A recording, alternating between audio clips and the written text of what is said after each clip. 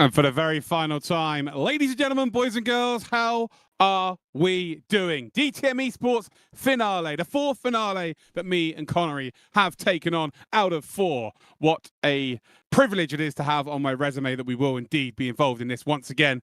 And we are here, of course, at Hockenheimring for that finale. My name is Luke Crane. I am joined by the ever beautiful Connery. Maddock, how you doing, Connery? You okay?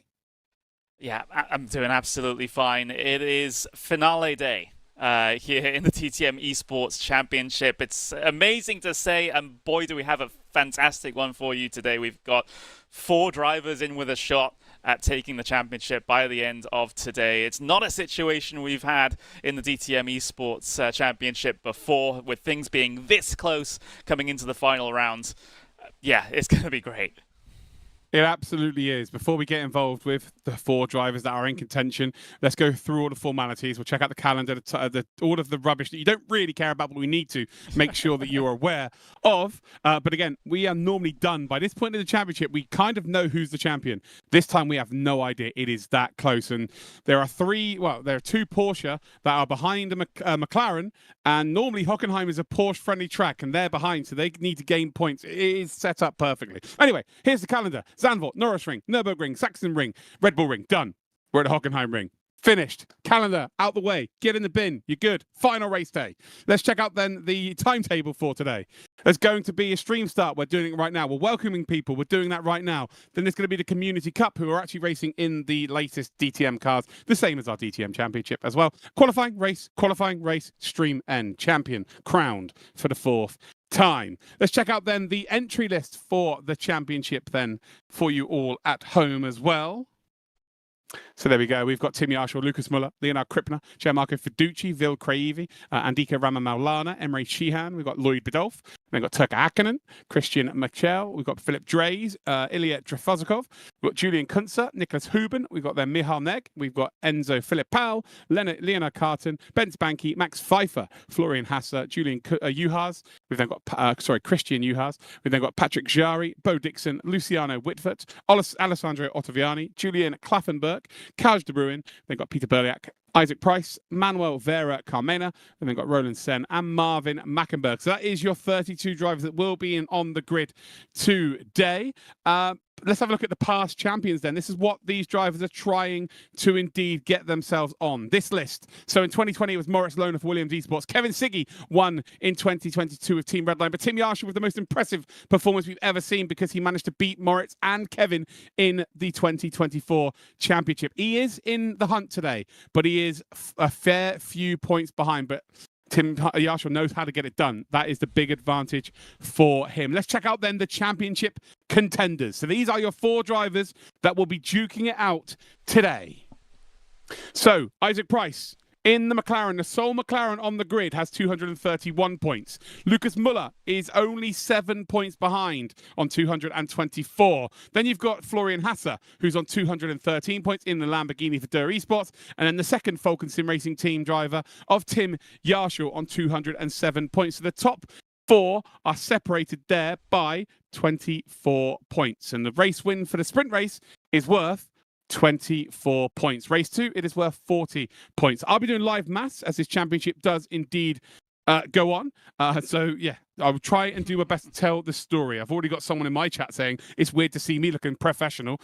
I'm wearing a shirt. It is finale day. I used to be pretty known for the shirts. I've got a bit more relaxed over the years, but I've got the flowery shirt on. So there's a few people out there, maybe one. My mum will be very happy. Right, let's check out then the POP of today's championship to see who indeed is, well, who's got the advantage? Porsche's been given 40 kilograms. McLaren's been given 2 kilograms. Ferrari, 10 kilograms. BMW's been left alone. Lamborghini Huracan has got 24 kilograms. And then Mercedes AMG has got 5 kilograms. The Porsche and the Mercedes have a restrictor of 99.5%. BMW has a restrictor of 99.75%.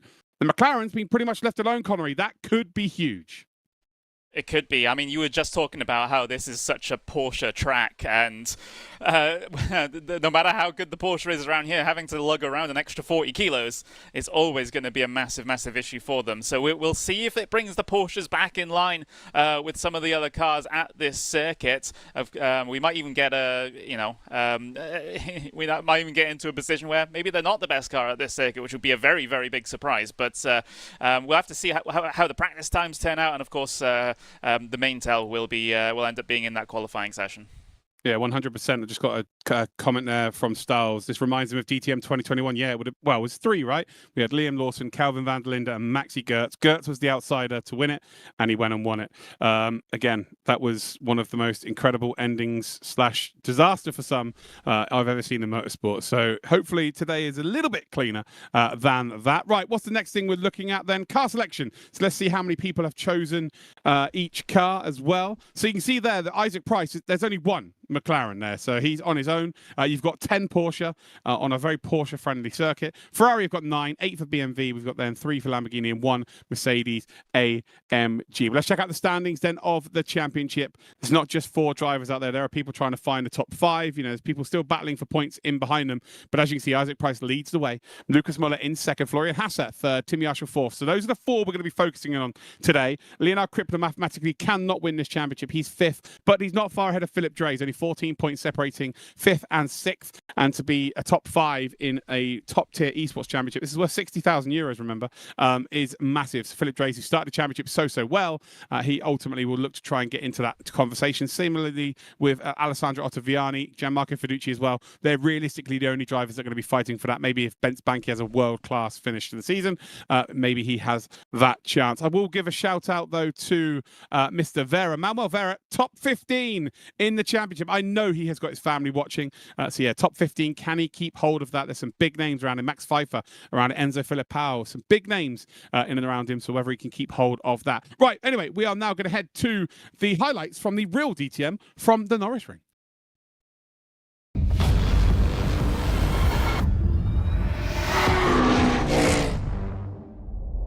When the DTM comes to the Norris Ring, you don't really have to think long about what the outcome will be. This weekend is sure to be exciting. And it was. Over 100,000 fans watched 24 drivers battling with the high temperatures on Germany's only street circuit, pushed their cars to the absolute limit, and fought tough duels. A little bit of contact from the car behind, and that is Nicky Tim pointing in the wrong direction. Just like in the interviews. As long as I'm here, he's not going to win anything, that's for sure. The atmosphere was a little more relaxed before races 7 and 8 of the season at the traditional party in the boathouse on the Dutzendijk. The class of 2025, happy. Jordan Pepper was even happier after his victory on Saturday. After all, it was his very first in the DTM and a very important one in the championship battle.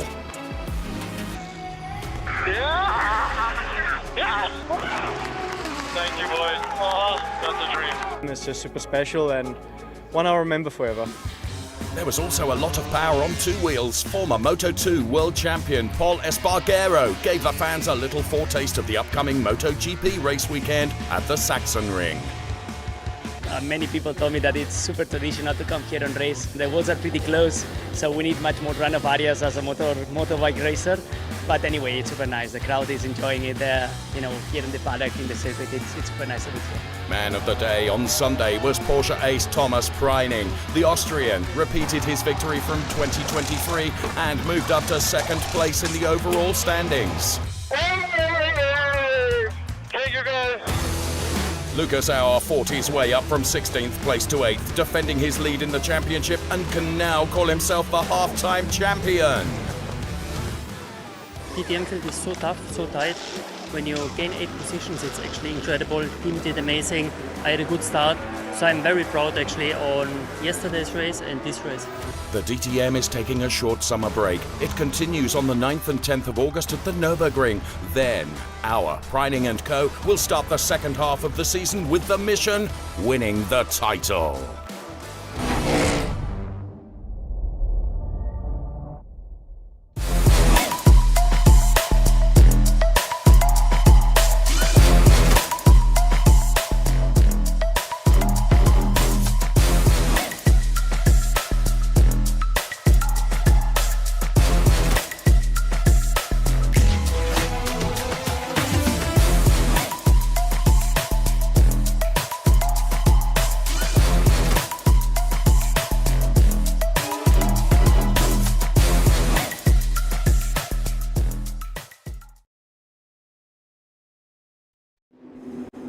So there you go, ladies and gentle cars. So it's free to play. RaceRoom is free to play right now for a month. It is the 18th of July right now. So yeah, get yourself onto raceroom.com, or you can download it via Steam, and it's free to play for 1 whole month. So go get yourself involved. Right, here we are. We're in qualifying. It looks like we've only got 1 minute left. I must have kept talking loads of rubbish, which is pretty normal for me. But it's Ribeiro then, who is on pole position in the Ferrari. And considering this is free choice for the drivers, it's a very, very open grid in terms of chosen cars. Normally we see everybody in the same vehicle, but today they've all gone for different ones, which is fantastic. Yeah, it's an intriguing one indeed. I don't think we've had this much variety in the manufacturers for a Community Cup race so far this season, and it's interesting how we get a good mix of them when it comes to the very final one that we have to run. So yeah, that's great. It's good to see that variety at the very top of the field. All three top 3 spots all covered by 3 different manufacturers at the moment. We got the Ferrari Ribeiro at the front, then you got the Audi of Hockenheimring, and then the BMW of Villegas. So hopefully this is a sign of things to come when we get into the actual main DTM Esports races after this one. Well, the hilarious thing is we've got Sven Hockenheimring in this race, who is, I believe, the brother of Marvin Hockenheimring, who's in the actual DTM Championship. They normally race touring cars together. They've raced a couple of series actually in my racing organisation, and yeah, so it's good to see the Hockenheimring name in this race. But that 0.6 of a second gap is absolutely massive. Normally we're not used to seeing that kind of time, and GT3, kind of one of those cars where you need to put the time in. It's not really a car where you can just turn up and get the best out of, whereas the other cars, because you know the older cars we've seen, every single driver on this grid have not really had the most preparation time with it, whereas with these GT3 cars, everybody's had so many hours with them, which makes it, you know, that certain drivers can absolutely dominate because they've just got the absolute best out of it. Yeah, absolutely. The time and preparation that goes into, well, especially into the main DTM Esports season races is incredible. You know, it's an art to try and master these cars, and those at the very top level are just a fantastic example of that. But we're about to get going for this Community Cup race. It looks like we're not having a formation lap here. We're just going straight into the race here. So it is a standing start here then, ladies and gentlemen. This is a Community Cup, which is something that people have been able to qualify for before every DTM Championship round. And Ribeiro gets off the line beautifully well there in Thierry Vermeulen's car as we come through turn number 1. And he does take the lead there as we see a Red Bull Audi go off the circuit. Hockenheimring has got a pretty good start there as well. And the pressure though from Villegas as we come down towards turn number 2. A real good opportunity to send it down there, but you're going to slow each other down so significantly as they come down towards Parabolica. And it's a dream start for the Portuguese driver there. Ribeiro is driving away, and in his rearview mirror he's going to be looking going, yes lads, you guys crack on being side by side. I'll just drive away, I'll look after the tyres, and I'll pick up another race victory in this Community Cup. Yeah, if you can break the slipstream early, that's very, very important here as Villegas, again, looking down the inside at the very heavy braking zone at the hairpin. Is he able to get himself alongside just a little bit coming off the corner, but then loses the ground when the traction zone arrives? Meanwhile, a bit of a swarming behind, a couple of BMWs involved here. Briefly free wide coming off the hairpin, but they get themselves all sorted out. There was someone spun around there, didn't quite get catch the livery or the number. Oh, big lunge from the background. Yeah, we've got someone there in the BMW, which I think might be Spigil in the Marco Wittmann BMW in the background. But as we see one of the Audis popping off as well, it's 17 wide in the background because, of course, it is. It's Community Cup after all. And now we're seeing, no, there we go, it's Lichtenhagen. So Lichtenhagen, who made a little bit of a mistake going into the Mercedes section, is ultimately now making a move there as we see, oh, I don't think there's any contact there. I actually think he's just lost it on entry. He had the lights being flashed in the background there, and that was by Muller. So Max Muller making his presence known and forcing the mistake there, because I think he's too far back for there to have actually been contact. So you see a move then being made up the inside by Lichtenhagen, recovering well, back up to a top 15. We'll have the inside line for turn number 1, but at the end of lap number 1, it's been a very interesting lap for Lichtenhagen. Mistakes all over the place. Looked like he'd been golden and getting himself up into top 10, then just looped it around. As there's a car facing the wrong way, a couple of Porsches, two Porsches get through, the third one doesn't. And who is that? Oh, that is Percy. Percy's been in pretty much every single round, apart from one, I think, is unable to. Oh, it is Percy. Peterman, that's the one around in front of shot. Right, good shout there. So Percy is around and he's not going to get going again. That is a very sick-looking Porsche and not down with a kid stick, as we see a potential move then being made on Mackenberg. He leaves that door open, and the BMW is actually far enough alongside here. The Audi should get a bit of a better drive out of the hairpin. Actually, turns out the BMW has done a very good job there. So Villegas, the Spaniard, has moved up into P2, and can he go and have a little battle there with the Portuguese driver? Portugal versus Spain. Oh, I love a bit of a rivalry. Oh, yes, absolutely. As they negotiate their way through turn number 8, through 9 and 10 now, into this sort of, I guess you've got the arena section here in just a couple of moments' time, where we have seen big lunges down into turn 12 at the Sachs curve. But whether or not there's going to be any in this battle still remains to be seen. Slight little lockups coming into there as Villegas pushes slightly wide on the camber there. But that's ironically where the camber is going to actually help try and still carry you around the corner. Yeah, it's for anyone who's just tuned in and you're wondering what this is not the official DTM Esports Championship. This is the Community Cup. So what the Community Cup is, it is a time trial-based championship where every single round we've had a time trial and the top 32 drivers are invited to race against each other. It's kind of like a start to the show race, an exhibition race. There is a championship between them, but different drivers can qualify every single week. It's the first time we've actually used the new cars, or the latest version of DTM cars in the game. We've used all sorts. We've used 1994 version of the cars. We've used 2008, 2011, 2012, 2013, I believe, or maybe 2018 actually. So yeah, we've used lots of different versions of the cars, but yeah, fantastic to see that we are using the latest DTM version from last season. As we come then down towards the hairpin, you've got there Roche looking to try and get involved then with Sven Mackenberg. Mackenberg just dropped a little bit further back then off of Villegas. Villegas seems to have the pace advantage over everybody apart from that pesky Ribeiro, who is out in front, fastest lap as well, 2.7 second advantage. Great start for the Portuguese driver. Yeah, it is, and well, he's at this point well and truly broken any sort of slipstream available, or would have been available to Villegas and those behind. So Ribeiro was definitely, absolutely running for the hills now, and making this look pretty certain at this very early stage, as Rush gets himself a little bit squirrely up over the curves, but is able to recover it well. A little bit squirrely. It's like a squirrel was driving. He was all over the show. Left and right. It's like a Strictly Come Dancing episode. Manages to keep it all checked in. Loses a bit of time to the two drivers in front. Sven Mackenberg seems to have figured it out, actually, and is sticking with Villegas. The one thing that they will not have to contend with this week is the tyre wear. The tyre wear will be a factor, but not like they have been. They've been using the Class 1 machines, and they've been using the really old school DTM cars where grip is an absolute premium.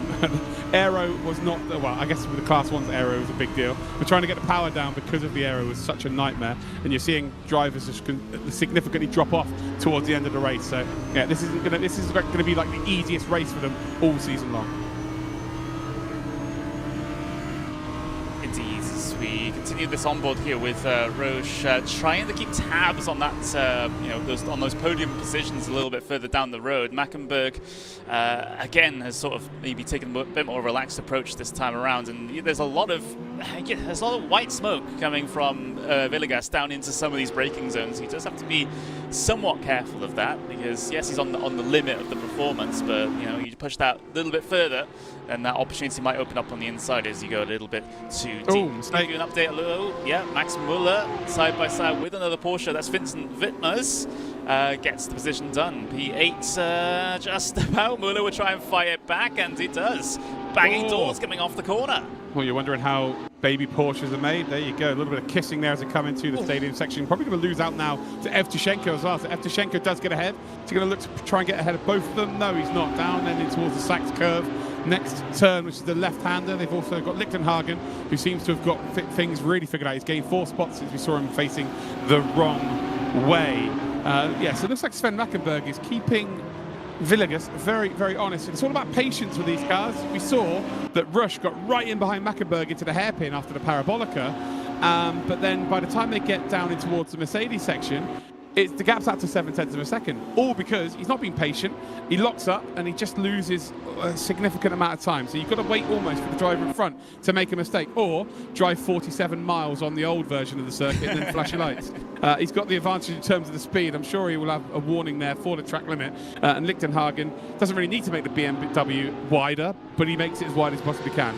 Now down towards Parabolica, now down towards the hairpin, but Lichtenhagen has made it up into a top 10 position. Diaz continuing to make that forward progress, but will come under threat potentially again down into the hairpin. Meanwhile, battle going on ahead, a side-by-side, Evtushenko and Wittmers, wheel to wheel, 3 wide in behind, with Müller, Lichtenhagen and Herberg here getting himself involved. Lichtenhagen is able to fend them all off, and that got very close. Yeah, Lichtenhagen just sent one. He licked the stamp and then he absolutely sent it. Because Wittmers was looking to get back ahead.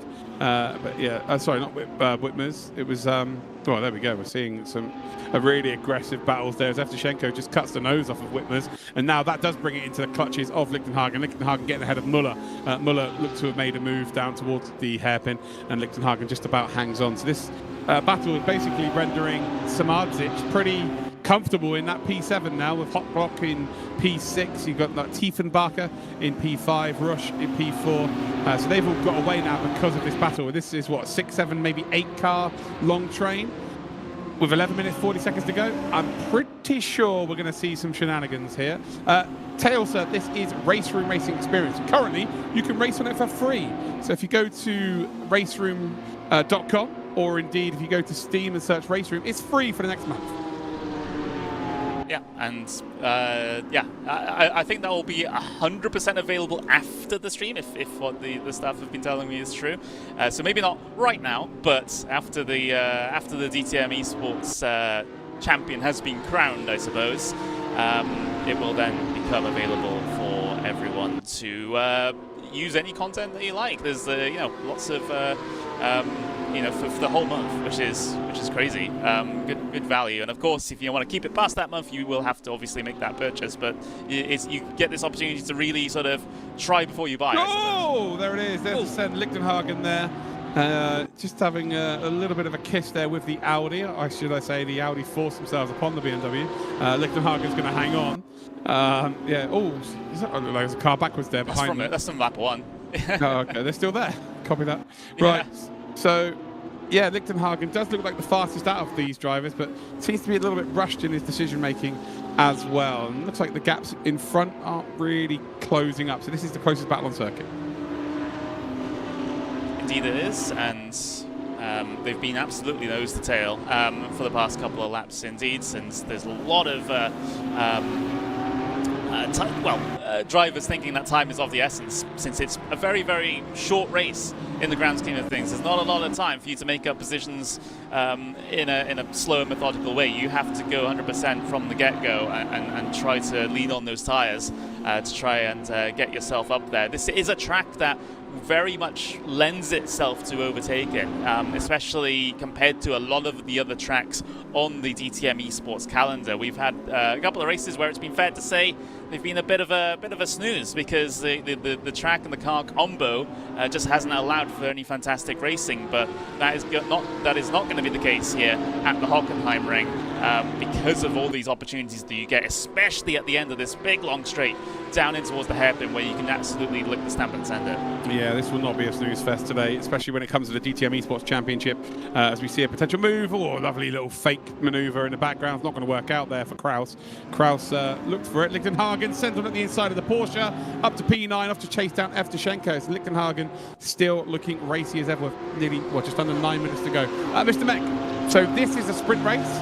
Then when we get to the DTM Esports finale, there will be a sprint race, the same format as this, and then there'll be a feature race, which is 30 minutes with a mandatory pit stop where they have to change all 4 wheels, or all 4 tyres, technically both. Yeah, imagine they just had to change tyres, that'd take ages. But yeah, they have to change all 4 wheels, all 4 tyres. There'll be a pit window that opens, so there'll be a bit of strategy in the second race. So there's 2 races in the DTM Esports Championship. This is the community race, which is for... This is like if you're talking about the Premier League, DTM Esports is the Premier League, and then you've got the Championship, which is just below. Or if you're a European football fan, the Champions League is the DTM Esports, and this is the Europa League. That would make pit stops more exciting if they had to change the tyre specifically.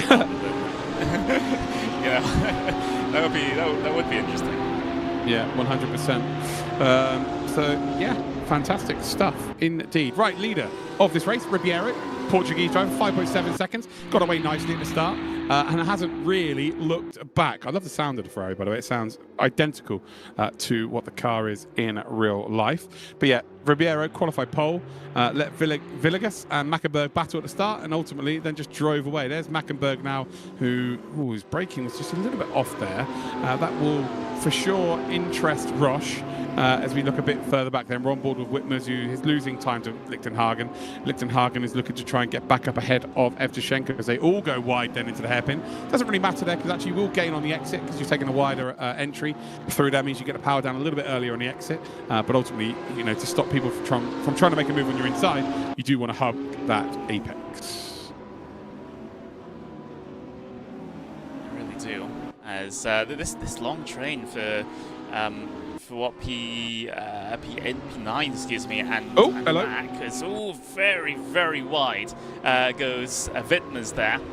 Got to be very, very careful again with the track limits here to make sure you're not causing yourself any strife.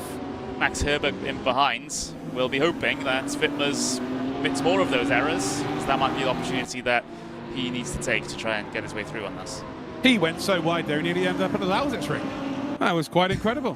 Nearly ended up back at the Red Bull ring in the previous round. He went proper wide. He's got away with it.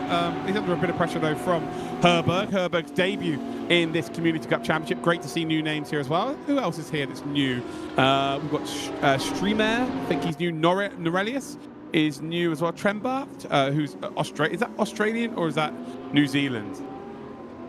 My screen isn't high enough resolution to be able to tell with the flag that small.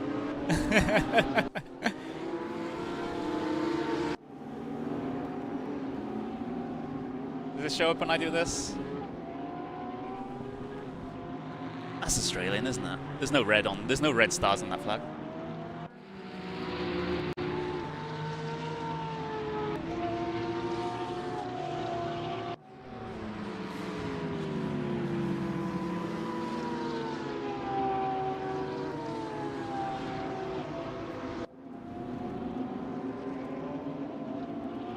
It looks...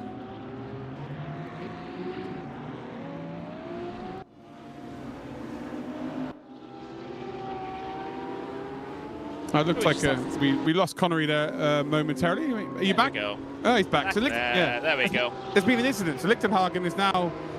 Yeah, Evtushenko's down to 10th. Lichtenhagen's 7th. Herberg, Wittmers have moved up positions as well. So, yeah, it looks like there's been some issues. A little high five maybe between two drivers. But it doesn't really matter for our race leader right now. 5 minutes left of our Community Cup. And Ribeiro, I think this will mean he's our champion as well, by all the points added up. He's been the most consistent driver. I think him and Evtushenko really have been the two standout drivers this season. And Ribeiro's the only driver who's been in every single one. I think Ribeiro actually and Evtushenko are the only two that have been in every single one, actually. There may be a couple of others, but in terms of being right at the sharp end, those two have been really good. They have been fantastic, and it's just such a dominant split for Ribeiro in this final round as we see Max Muller looking to make a move on Evtushenko, trying to prize the opening on the inside as Evtushenko has to take to the grass, take the cut, and here comes Paul Kraus as well to try and get himself involved in this. He might be able to pick up many pieces out of this. Yeah, it looks like we're going to have some fireworks towards the end of this race then. Two Audis making their way through. Well, you've got Ferrari, sorry. The Ferrari sandwich there. Audi is a piece of bread, and you've got the Porsche, who's a piece of bread, and the Ferrari's like, well, do you know what? I don't want to be the meat anymore. Oh, well, he's definitely made sure he isn't the meat in the middle anymore, because the Porsche's facing the wrong way. Very stylish in terms of getting themselves going again. I'll give that a 10 out of 10 in terms of the recovery. But it's just like the end of school. We're about to see a big send once again. Evtushenko making that move up the inside of Kraus. Kraus is not going to be able to get the power down, and Evtushenko back then up towards that top 10. And this feels like the end of school, doesn't it? It feels like, you know, you finished year 11. You're like, do you know what? I never have to go there again. You take your tie off, you burn your tie. Is it just me? Me to burn my uniform? No, just me. Okay, copy that. We didn't burn anything? What? No, okay. Maybe I really just dislike school. Oh, Evtushenko, he nearly took off. Then he went right at the top of the ramp. Nearly ended up on the old Hockenheimring, the old version, down the long back straight there. But he's moved himself up to top 10. Whitmer's has got a bit of breathing room then. 2 laps to go in this race. And it's all Ribeiro. It's the Ribeiro show. We've not seen him on camera very much, but he's now 7.5 seconds in the lead. We should bring back the old Hockenheimring and bring back, like, you know, for specific for the broadcast when they have to go into like the forest, right? They have to leave you know, that's where like the signal drops. They have to leave the trees there as well, so like it's like a rally stage. So I'm not sure if you know, but it's all overgrown now. That's unfortunate. Yeah, it's not. Yeah, I don't think they're going to be racing on that anytime soon, Connery. Luckily, in sim racing, we've got lots of historic circuits on lots of sims, so you know the opportunity is there for us sim racers. Just not so much in real life. Then down towards the hairpin, are we about to see ascend? Well, does the day end with Y in this series? Yes, and we're seeing a move. Evtushenko makes a bit of a mistake. You can see there, he makes a mistake, but has that outside line, meaning get the power down a little bit earlier. A little bit of a nudge there to say, get behind me. I'm not having this. I'm not going to leave that inside line open for you. Again, RaceRoom is one of those games where it really does let you race side by side. A bit of contact is not the worst thing in the world. It is very forgiving. As the Porsche's ran the wrong way, that's Whitmer's. Whitmer's is now not in P7 anymore. And it seems like if you've got the number 91 livery on your Porsche, basically it's a license to spin in the latter stages of this race. Yeah, it does seem to be the case, and you know, thankfully he secures himself ahead of the other Porsche that you mentioned that has had issues, Max Müller, in behind here at the moment as well. So hopefully that's not a bad omen for some of the Porsches that will be racing in the actual main DTM Esports races a little bit later on. Because otherwise, well, that championship gets quite interesting, given the 2 Porsches involved. You've got 2 jobs here. You've got to look at Tim Rush, who's about to absolutely send it on Mackenberg down towards the hairpin. There we go. We're about to see this, and then we're going to go on board with Evtushenko, who will send it from within, if he's within 5 seconds, expecting him to send it down towards the hairpin. So there we go. Rush up the inside. This is for the podium, the final podium spot of the season. Big mistake there on the outside from Sven Mackenberg, and they are going to go side by side, then down towards the kink, the right-hander into the Mercedes section. And who's got the overlap? Who's got their nose just slightly ahead? Looks like we've got Rush, who's slightly ahead, but Mackenberg has got that inside line. He will sweep across the bonnet. No, he leaves room around the outside, and Mackenberg will just about hold on. Did we see a move being made from Evtushenko? I think we did we not? No, it looks like he's made a mistake. He has sent it. He's ended up facing the wrong way. He's lost positions, but I knew it was going to happen, so he definitely sent it there. He's got the outside line. There's another Porsche, the number 91 going around again. Oh, that livery's not had fun. Let's go on board then with our race leader. It's Ribeiro as we come across the line. Oh, we've still got 1 more lap. We've got another lap. So it was wrong. I thought it was 2 to go. It's actually 3 to go. Down towards turn number 1 then. Ribeiro will hold on. And let's go a bit further back then. And what about Rush and Mackenberg? That's the battle. We are going to see Rush once again take on Mackenberg. And once again, the Community Cup is not disappointing, Connery. It is just always, always entertaining. Indeed it is. Another chance here for Villegas and Mackenberg to sort out their differences. Oh, sorry, excuse me, Roche and Mackenberg to sort out who's going to be finishing on that final step of the podium. As, well, Roche, he just has to focus now, head down, try and get the slipstream on the way down this back straight, potentially looking for the potential move in towards the hairpin. I feel like he's a little bit too far back at this stage. There has to be reassessing the situation. Maybe next opportunity in towards turn 8 at Mercedes. That might be the option that he goes with. Yeah, I'm a big fan of what Mackenberg did there. He just missed the apex, just was a little bit slow. Just on the off chance that there was a send down the inside there, he would still have a better exit because the gap was so big behind him. So very clever driving there from Sven Mackenberg, and maybe we'll see the same from Marvin Mackenberg in the DTM Esports Championship then. Coming up towards the stadium section for the very final time for our Community Cup competitors as we head on board then with our race leader, just shy of 10 seconds up the road. A fantastic performance from the Portuguese driver. He's ending lap number 13. Still on board, though, with Roche. Looking at Roche just in behind Sven Mackenberg. Looks like Villegas is going to finish in second, but Ribeiro will take the final victory of the season. Congratulations to him as he rounds turn number 1 for the very final time. A couple of Audis were battling for the final podium spot. It will go to Sven Mackenberg. Villegas will finish in second, as we're on board then with Lichtenhagen, who was a rolling highlight. Not always for a good reason today, but ultimately gave us a bit of fun to watch on our screens. Across the line, he'll finish in 7th, Herberg in 8th, Kraus 9th, Hocklock in 10th, and we'll get the official standings for you very, very shortly. Connery, another good race from the community guys. Probably the worst out of the lot. So if people are watching at home thinking, wow, how's that the worst? Because every single race has been spectacular with the Community Cup. But that was as fun as it could be expected with these cars. It's very difficult to overtake them. Yep, it is. And as we see the rest of the runners head their way across the time now as good a time as any. Just to go over the race results then, it is Thomas Ribeiro that takes the race win here in the Community Cup, the final Community Cup for 2025. 10 seconds ahead of Villegas. Dominance on display. Yeah, 10 seconds up the road then for Ribeiro. We then got Paul Villegas, who finished in second. Sven Mackenberg and Tim Rush battled it out for that final podium spot, but it was Sven Mackenberg that came out on top. We've got Patrick Tiefenbacher in 5th position, the Austrian, doing a fantastic job to get that top 5. We then got Alex Samardzic, Hendrik Lichtenhagen, Max Herberg, Paul Kraus, and Marcel Hocklock, who finishes as your top 10. Next group of drivers are Philip Spigiel. We've then got Daniel Strameyer, Nico Strategis. We've then got Oktay Yalchin, Nicholas Riedel, Vincent Whitmers. We've then got Max Muller, Martin Petterman, Zolt Shranko, and then Ivan Lukic. I think he's our only Croat we've had during this championship. Then we've got Alexei Evtushenko, Dirk Gretschel, Tobias Norelius, and then we've got 2 DNS with Ollie Trembath, and then we've got Andrea Perzi. Community Cup done and indeed dusted. I'm wondering whether we might get an interview. I will keep my eyes out, but the likelihood of any of those drivers turning up is minimal. We're supposed to have an interview with the winner and P2, but they've never turned up yet. So, hold on. Tim Rush is in the interview room, but he's in the German one, so we'll leave him alone. If he joins the English one, we'll bring him in. But yeah, what a final race! What a championship! Do you know what? Hats off to RaceRoom for putting together not only a DTM Esports Championship for the 4th year, worth €60,000, but to put on a Community Cup where people who've not qualified are able to showcase their skills, maybe show off their skill set to a potential team that are out there looking for drivers, and actually maybe teams like Falcon Sim Racing, have always looking for drivers on RaceRoom. Durr as well as another team that are quite prominent onto RaceRoom. They'll be looking at some of those drivers and going, like Ribeiro, for instance. He is a privateer.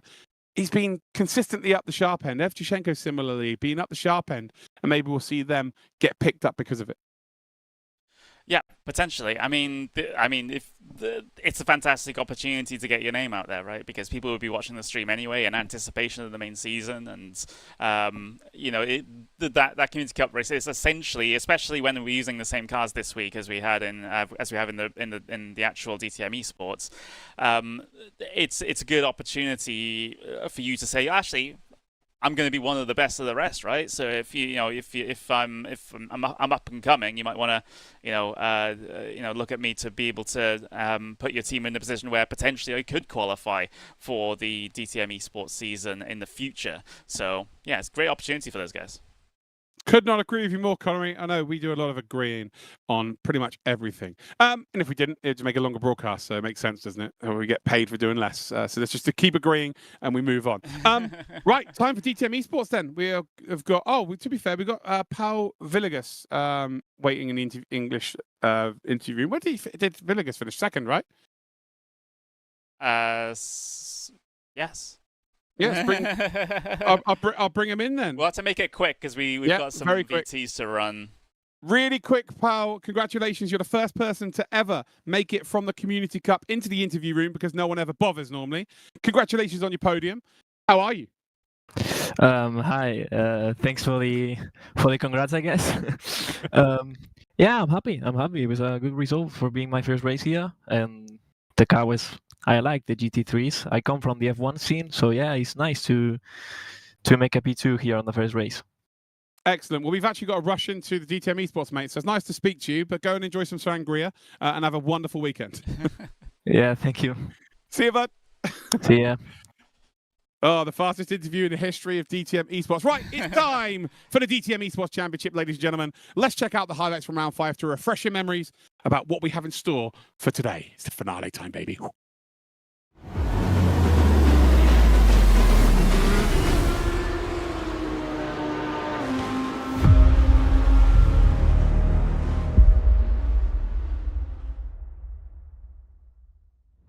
And here we go then, we're waiting for those lights to go green, and we're off and we're running, and Isaac Price then does get that good start. He's got the Lamborghini on the inside here, and will Florian Hasser send it down towards turn number 1? He will not. Oh, he does, he actually does, and as he comes back off the curb there, he will be slow. Everyone in the background, it's like 17 wide in the background, it's unbelievable, it's like a diamond formation.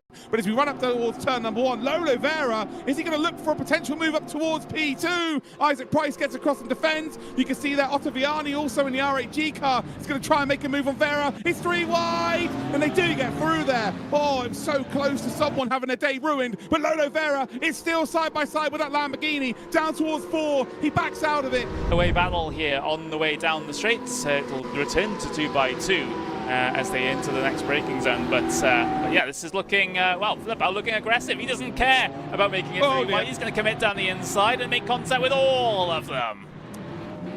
Yes. Yeah, I'll let the chat dissect that. That was rubbish. Round the final corner we will go. It is a race win then for the Brit. Isaac Price will tie the championship lead if it's to finish as they are right now. Around the final corner then for Lucas Muller, and it will be P6 for him for the final race of round number 5. Here we go. Feature race has started and has to straight across. Whoa, just hit Isaac Price there. What a weird start that is. And if you go through turn number 1, we have got an R8G BMW around the outside. And I tell you what, is he going to be able to hold on to it? No, he's not. He's actually going to have to filter back into P3. I think Isaac Price might be in a bit of trouble, though, as we head up towards turn number 3. For Florian Hasser, though, he's giving him the slipstream. Probably a good idea. Well, he's got to defend that inside line. It is going to be 3 wide. It's Manuel Vera makes a move on our championship leader. And is he going to move up to second spot? It is 3 wide between 2 BMWs and a McLaren. And this is not where Isaac Price wants to be. And this is what I mean. Anything can happen. You've got 2 drivers there who've got nothing to lose. They're ultimately just going up there to win each and every race. And as we come then down towards turn number 4, Ottaviani has not got it done. Good chasing the back end of Florian Hasser, and now he's going to draw himself alongside. Yeah, he is, and he leaves the door open, though, for the potential advancements of that RIG car, and they go round. So Manuel Vera is, well, going to lose positions here. I think the 2 Falcon Sim Racing cars are going to gain spots here. It's perfect for them, but it's not a good day then for RAG. Another car facing the wrong direction. Did most of the work on the entry. And there we go, pit limiter off. There's Isaac Price. Of course, will be a lot faster around that first turn. And then Florian Hasser will get the power down, but will be a little bit tighter. But there is Isaac Price, and he's miles behind. Florian Hasser has played an absolute blinder here. Not only playing the blinder, he's played himself into the championship hunt. Florian Hasser has had an unbelievable day here, ladies and gentlemen. And actually, he's in the title hunt. He is absolutely in a title hunt with this performance today. Not much emotion on his face, wiping the sweat off of his brow. But Florian Hasser has a genuine chance. Fastest lap, by the way, was Florian Hasser as well. Lucas Muller, though, how important will those 3 points be heading into next week's finale? The gap would have been 16 points if he stayed 5th, but it was now, because he finished in 4th, down to 13.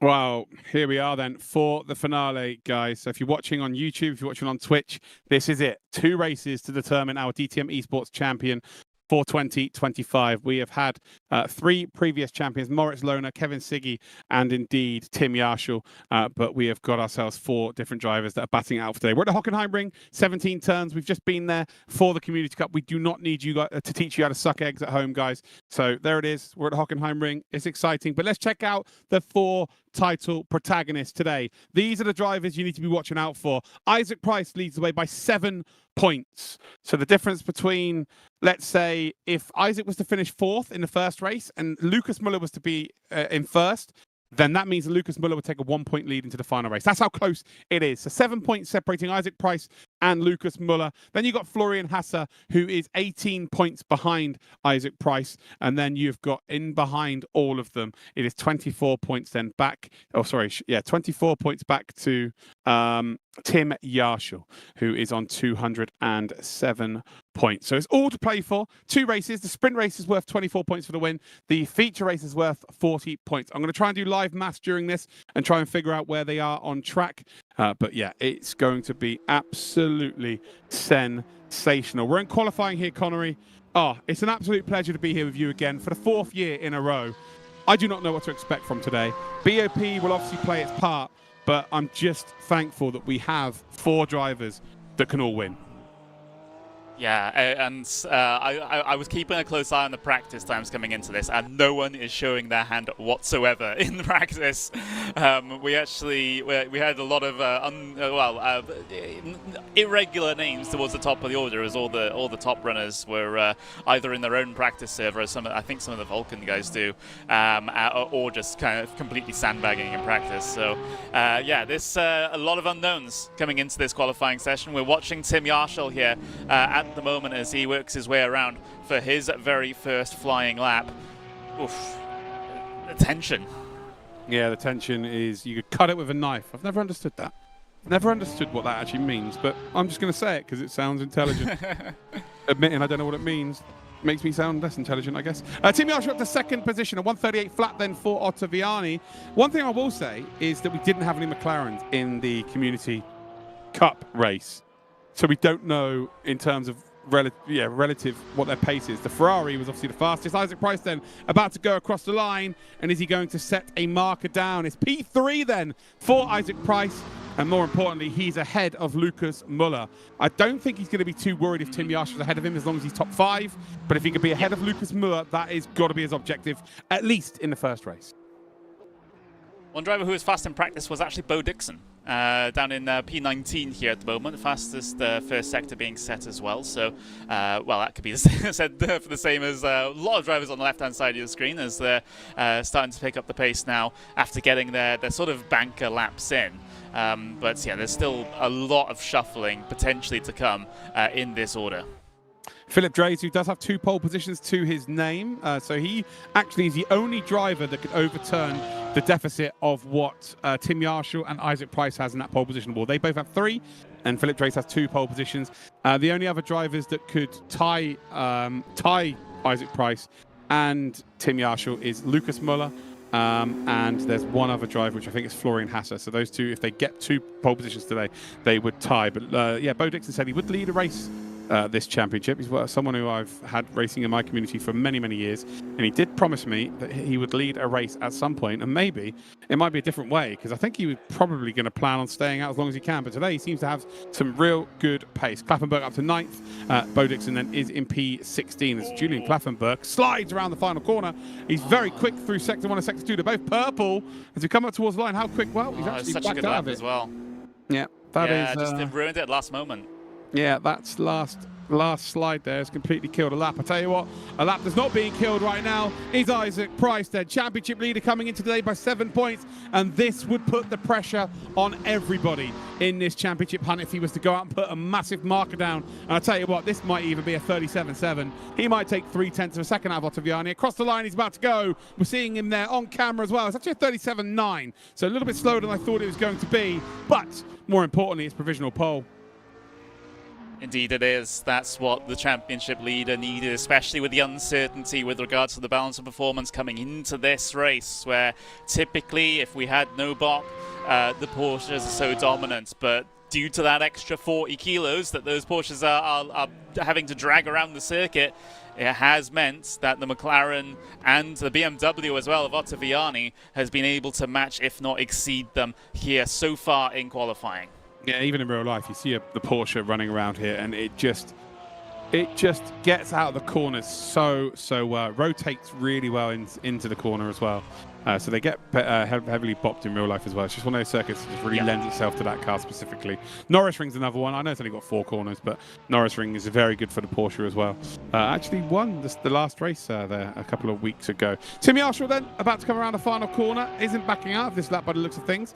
So this might be a little bit faster. I'm not sure if it's going to challenge pole position as we go across the line. Well, I say it's not going to challenge. It is 0.02 of a second clear. And Tim Marshall, who is our reigning champion, probably has the least chance of winning this championship today. Well, he will not give up until he is mathematically, impossibly not going to get there. But right now, he is just doing absolutely everything to give himself a chance in that final race. Yep, it is Florian Hasse heading his way across the line now. An improvement up in towards P3. Connery, all 4 of our drivers that are battling for this championship are currently in the top 5. The one that's kind of spoiling it for them is Alessandro Ottaviani, but I think that Lucas Muller might be about to put a quick one in himself here. He's currently 1.5 of a second off. Is he going to put himself into that top 4 challenge? I think he probably is, right? He is. So the top 4 in the championship are the top 4 in qualifying. You just could not write this any better. This is fantastic. It really is. Everyone is pulling out all the stops here in qualifying and trying to give themselves the best opportunity into this opening sprint race. But oh my word, yeah, that's absolutely incredible. And look at how close they all are to Muller. Well, I mean, they're just over 0.5 of a second covering all of them. It's absolutely nuts. It's absolutely nuts. This is why these are the 4 leaders in the championship. It is as simple as that. They've been this consistent. They've just been fantastic throughout the championship, and they're proving it once again why they are the best. And again, I just don't think Isaac Price will be too panicked by this. The fact that he's again ahead of Lucas Muller, he's not going to be too worried about it. I think if Lucas Muller was in Tim Marshall's shoes, then Isaac's got something to be a little bit more worried about, because you know that Florian Hasse has got to fight Lucas Muller because he's also trying to win the championship. So there's going to be no freebies. But the fact that we probably are going to see all 4 of these duke it out and then go into the final race with them all still being able to win the championship is absolutely phenomenal. And we know on race starts previously, Isaac Price just gets the launch pretty consistently. So yeah, he's not going to be concerned about a P2 start here. Of course, it does make things slightly more complicated, and but yeah, it's just, I just can't wait to get this one started. And remember, after this first race, we'll get another qualifying session and another race. So it might be, again, an exciting situation in those events too. But, oh, why? I can't wait for this one.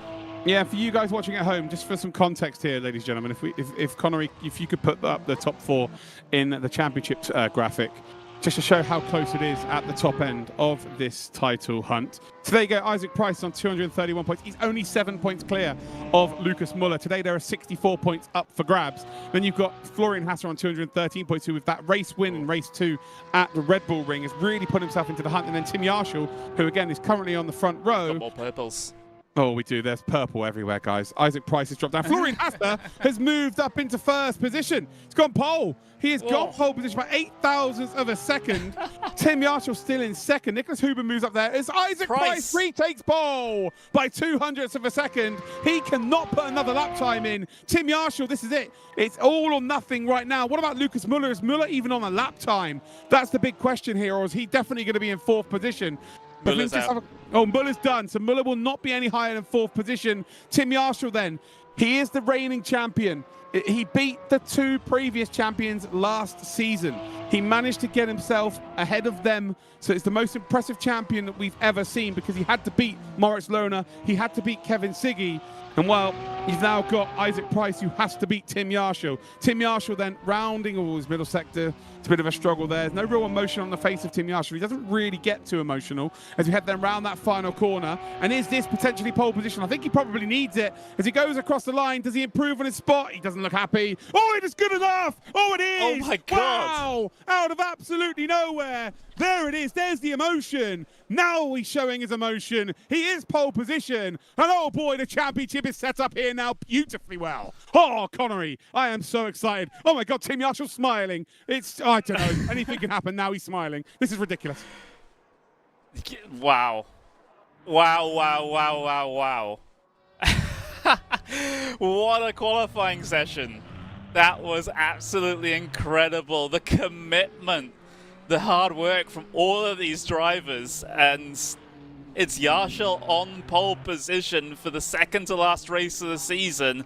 And you said it yourself, we don't usually see him emotional, but he just couldn't help but be absolutely elated at that lap time. Yeah, dominant champion last year was Tim Yarshall. Done all the hard work in the early races, to be honest, and was so dominant. He won like 4 out of the first 5. But this time it's just not been as easy, but he will not give up. He still has his name on that trophy. He is still the reigning champion. It might be for only another hour and a half, or he could add his name for a second time. But we're about to go cracking here for the race number 1. Isaac Price again will not be panicking because Tim Yarshall has the slimmest of chances at the top 4. Tim effectively needs to win both races, in my opinion, to become the DTM Esports champion for a second time. Isaac Price, even if Tim Yarshall wins 2 races, if he finishes second twice, he is a champion still. It doesn't matter. So all of the odds are stacked in the favour of Isaac Price after that qualifying session. But boy, Connery, we are in for a bit of a classic here. We will have a formation lap then for our first race. Remember, it's a 20-minute sprint race for race number 1. And then race number 2, it is a 30-minute timed race with a pit stop in the middle. We've got in the chat there Florian Densler saying Tim doing Tim things. Absolutely. We've got Miss Ash Plays supporting Florian Hasser. Anyone else supporting a driver in our chats? I'm watching the English YouTube. I'm watching over on my Twitch channel as well. If you've got a favourite driver you're supporting today, maybe you've got a prediction, please get them involved. Connery, what's your predictions today? I wish I had a good answer for you, man. Like, that was absolutely crazy. I think Price still holds all the cards here. He has that advantage coming into today. He's typically very good on the starts here. It's just for all 4 of them, they need to all keep each other, keep out of trouble, but at the same time, not let the others get away. It's a really weird balance that they're going to have to strike here, because they want to be aggressive, they want to have those positions, but at the same time, they don't want to ruin their own races or their own championships. Of course, and Muller cannot afford for Ottaviani, Klaffenberg, Huben to get involved. Klaffenberg has been scrappy this championship. That's a driver that Lucas Muller has directly behind him. He will not want that. He will not like that. And the fact that he will be, I guess, driving with his mirrors a little bit because of that. Klaffenberg's a very good driver, but just historically this season, he's had a bit of misfortune, but has been involved in incidents. That's kind of the key stat here. 2 RAG cars in behind Ottaviani as well, who's a race winner. We know he's capable of winning races, so he will absolutely be trying to get involved as well. Badger, how does one qualify for DTM Esports? There are time trials. Keep an eye on the socials. So go to RaceRoom on Instagram, on Twitter. Also follow DTM on the same platforms, Badger. And next time it's announced, you just put your notifications on, basically, and then you'll be able to know. And then you qualify in the game. So you qualify in RaceRoom. Hopefully that helps you out, mate. Mr. Beck, no wet track here. No wet. It will be dry for both races. Here we go then. Up towards the Sachs curve. Final sector to go, and I just hope it's nice and clean. I hope that there's no outside influences here. DTM Esports 2025, the 4th iteration of this championship, 60,000 euros on the line. There are 4 drivers coming into this finale that can win the championship, and out of 32 drivers, they are the top 4 in qualifying, which, again, I did not expect it to be like this, but they are going to battle it out in our first race here, the sprint race. It will be Tim Yarshall on the outside line, and it'll be Isaac Price on the inside line for second position. We're about to go green then for the sprint race in the finale of the DTM Esports 2025 with the helicopter cam waiting for the lights to go green, and we are off and we're running. And Florian Hasser has got an absolute flyer. Tim Yarshall is being shuffled back. Lucas Muller is going to make his way up. Klaffenberg is probably going to end up in P4 as well, and Yarshall just has not got off the line. Klaffenberg's going to go all the way around. It's Ottaviani actually. Ottaviani potentially going to get up to 3rd spot, which is fantastic news for Isaac Price, because his main championship rivals now down in P6. Isaac Price gets into the lead. What a fantastic start for him. That's the Isaac Price special. Fantastic launch, and, well, the complete opposite for Tim Yarshall. All of that work done during the qualifying session has been undone in the opening portion of this race as they head their way in towards the hairpin for the first time. Hasser has outbroken himself with the lunge down the inside. Price is able to sweep back underneath. He had to go for it, I think, on the first lap, otherwise Isaac's just going to get away. It was do or die, to be honest, because he's so far back, he has to win. It's a bit similar situation to Tim Yarshall, has to win both races. But as it stands, yeah, Lucas Muller's actually up at the P4, but Isaac Price, this is the dream start for him right now. Again, I'm going to do some live maths if I possibly can. Right now, Isaac Price now has a 15-point lead in this championship. Florian Hasse is going to gain 20 points here, so he's going to be on 2, 3, 3. And then Tim Yarshall, who's now down into P5, he's going to be gaining 14 points, which puts him on to 221. So Isaac Price has gone from a 7-point lead to a 15-point lead heading into the final race as it stands. Indeed, dream start for Isaac Price here. Of course, helped somewhat by Yarshall. I mean, Price always gets good launches, but I think that was mainly Yarshall just not quite getting the timing or the correct on the start here. It's a rolling start, so there's less opportunity, obviously, for like bogging down with wheel spin or whatever. But yeah, just so well timed there on the part of Isaac Price to be able to gain this advantage time and time again. I'm not sure how he does it. He just must have lightning quick reaction times. But further behind, of course, all like simmered down a little bit, at least towards the back end of that first lap. But coming on to the second, now you've got Lucas Müller and Tim Yarshall now P4 and 5 here as it stands at the moment. So what's going to happen between the two Falcon cars there? That's the situation as Müller sends it down the inside from quite far back on Ottaviani. Ottaviani's able to get the cut back off the corner though and keep a hold of that third place. But you can see that's how desperate Lucas Müller is to try and progress through this field, because the points difference has now been exacerbated because of Isaac Price's fantastic start. Yeah, and you know what? You know, I mentioned Klaffenberg's been involved in some incidents. It wouldn't be fair for me not to mention that. That's desperation. You absolutely nailed it there. A desperate attempt when there's this much money on the line, when you're trying to win your first ever major championship. Pressure gets to you, you make silly decisions, and you know, luckily Ottaviani read the situation quite well actually, and he's got away with it. But Lucas Müller knows he has to gain as many points as he possibly can. As it stands, Isaac Price only needs to finish in 4th position now in the second race, as it stands. So if he finishes in that top 4, it doesn't matter whether Lucas Müller wins the second race or not, he will be your DTM Esports champion for 2025. Board here with Lucas Müller as he gets his way across the start-finish line there in towards that very fast turn number 1. Looking relatively relaxed here at this point, and getting onto the brakes and towards T1. Again, is there going to be another lunge, another send down the inside? That can happen. We'll have to wait and see. You can never be angry with an attempt at a move from Lucas Müller. He is obviously trying to win a championship. It is as simple as that. He's trying to win a championship. He's a bit too far back to send it now this time round. Is he? Oh no, he's running deep, and yeah, he's just trying everything now. I think he probably has that feeling in the back of his head where it's just slipping away. Never say never, especially in motorsports, everyone. We're on board then. Don't count yourself out too early. Juhas, a little bit further back, battling with Philippau, the Frenchman. And then we go even a little bit further up, actually. Well, there we go, Gianmarco Fiducci, who gets ahead then of Drofozikov and actually moves into a top 8. You all good, Connery? Yeah, I'm all good. Looks like we may... Oh, I guess no one's actually hearing me now. Well, I'm hearing you.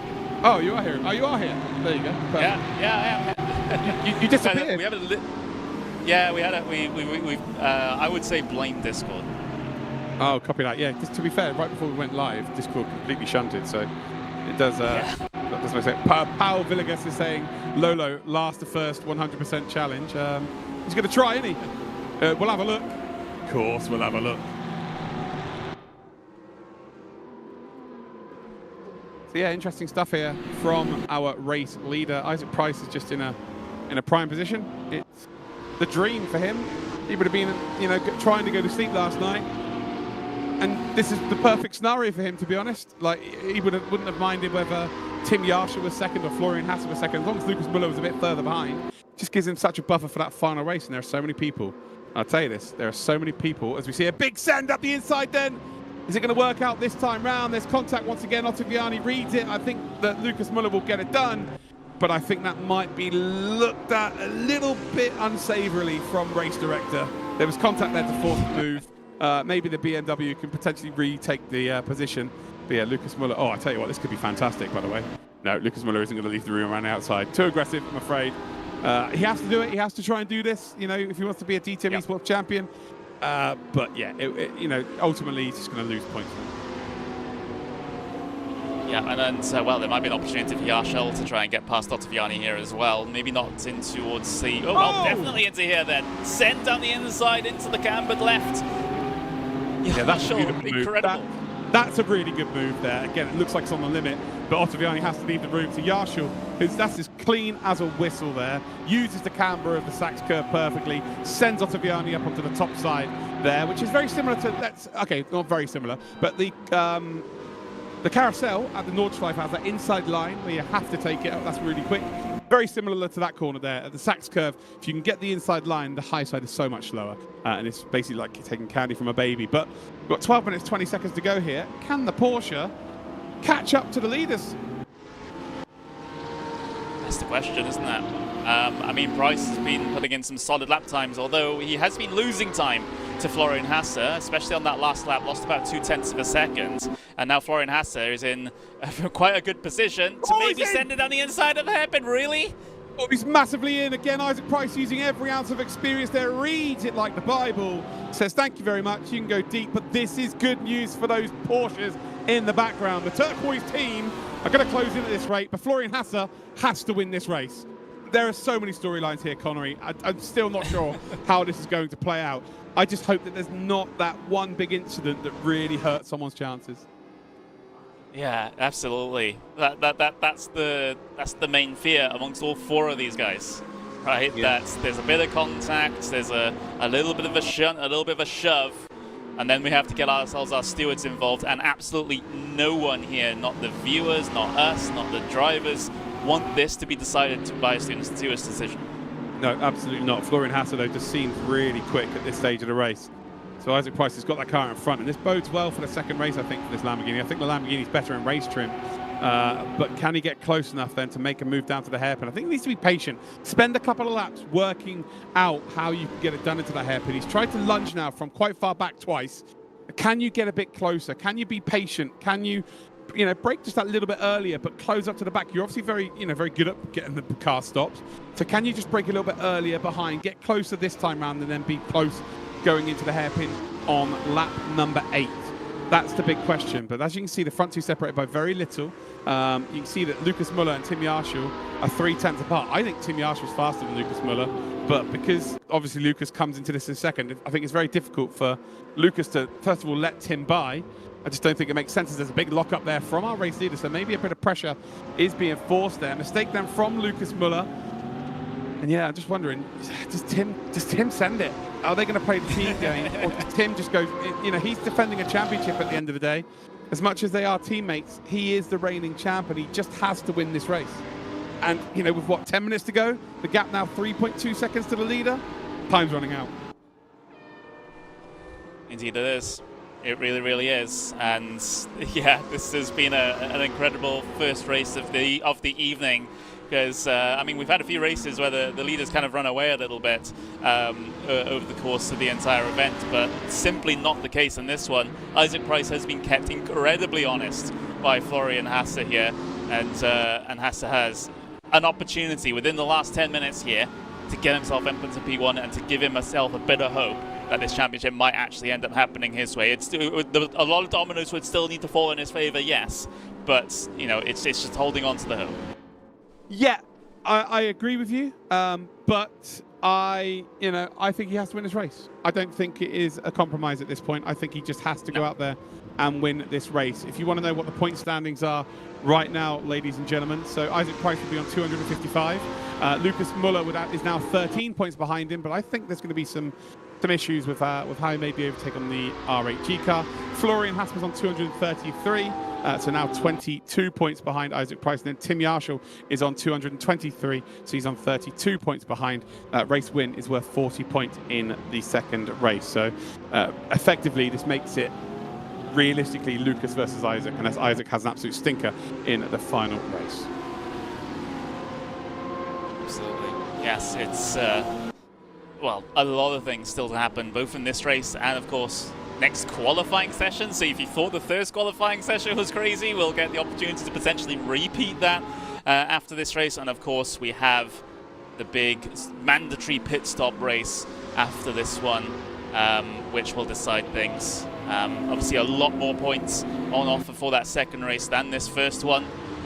So there's still room for things to change in there, but it's a somewhat comfortable price here at the moment. I wouldn't say he was comfortable unless he had like 4 or 5 seconds on Hasser at the moment, but it's not entirely comfortable at the moment because Hasser is so close. Mate, look at the lap times. Like, you're the one who's got the lap time information. I think Lucas Muller's flying right now. He's closing that gap to the front two. And if Hasser does start battling with Isaac Price, which he inevitably has to do, there is a chance that Lucas Muller does indeed catch up to this battle. But I think he needs him to battle. But he's definitely gained about 0.8 of a second. Yeah, I mean, they were roughly sort of similar lap times that last time by, sort of mid to low 138.2s. So we'll have to see if there's any big gains on any single laps here from Lucas Muller and Tim Yarshall in behind.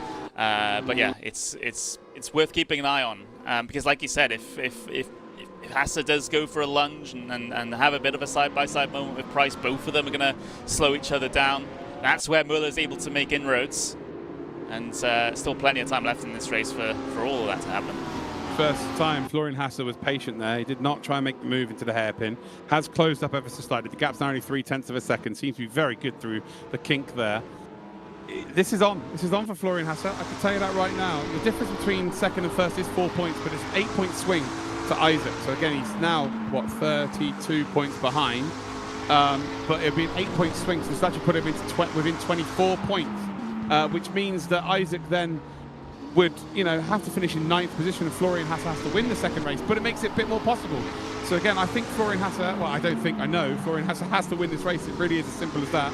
But as you can see, he is closing up nicely. I think there is one more throw of the dice in this race here. I don't think it's as cut and dry as Isaac Price just going out and win this. I think there is something that's going to happen. I think so too. It just has that air about it, doesn't it? I hope we're not cursing the race at the moment, as we do have the history of doing. But yeah, I mean, Lucas Muller is even Florian Hasser's #1 fan here at the moment as well, because like anything that reduces the points deficit to Price would be very, very helpful indeed. But of course, that then risks Hasser becoming a challenger in addition into that final event as well. So. Yes, this is going to be a very, very intriguing one indeed. Again, still not close enough down in towards the hairpin, although he draws himself almost right up to the flames of that McLaren coming through the middle of the hairpin. But again, can't get himself alongside just yet.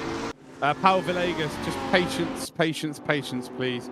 There are 4 drivers battling out for the championship. That is our focus today. We have to focus on them. That is where the championship lies. The money is on the line. The trophy is on the line, so we have to focus on those front 4.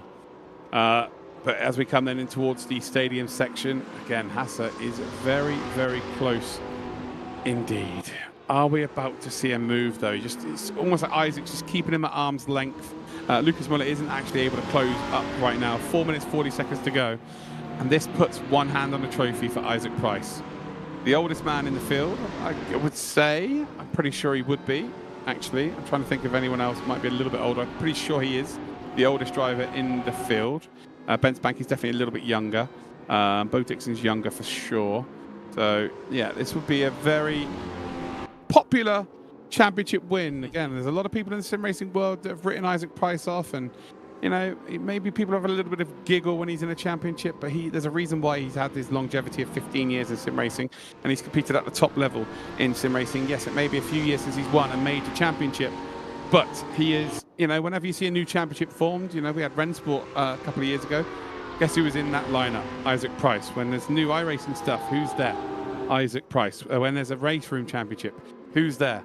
Isaac Price. When F1 Esports first started, who was there? Isaac Price. One of those names that just is always there in these esports championships. He is undoubtedly one of the GOATs. Maybe he's not won as many things as he probably should have, but he will go down as one of the greatest sim racers of all time just by his longevity alone. And maybe today is the crown at the end of that journey, as he currently leads then by 0.4 of a second to Florian Hasse, who will be sweating in his sim ring. A little bit cooler conditions today, but he's got 3 minutes to go in this race. And I think next time they cross the line, potentially 3 laps to, there'll be 2 and a bit laps left to go. So 2 laps to go next to cross the line. Wow, Isaac Price is looking very, very good indeed. Indeed, it's what I've been commentating on sim racing 10 years at this point. And guess what? Isaac Price was also there at the very start, so he's everywhere. But yeah, it's still going to be a tough challenge for him. One of the toughest in his career, probably, to hold some of these guys at bay.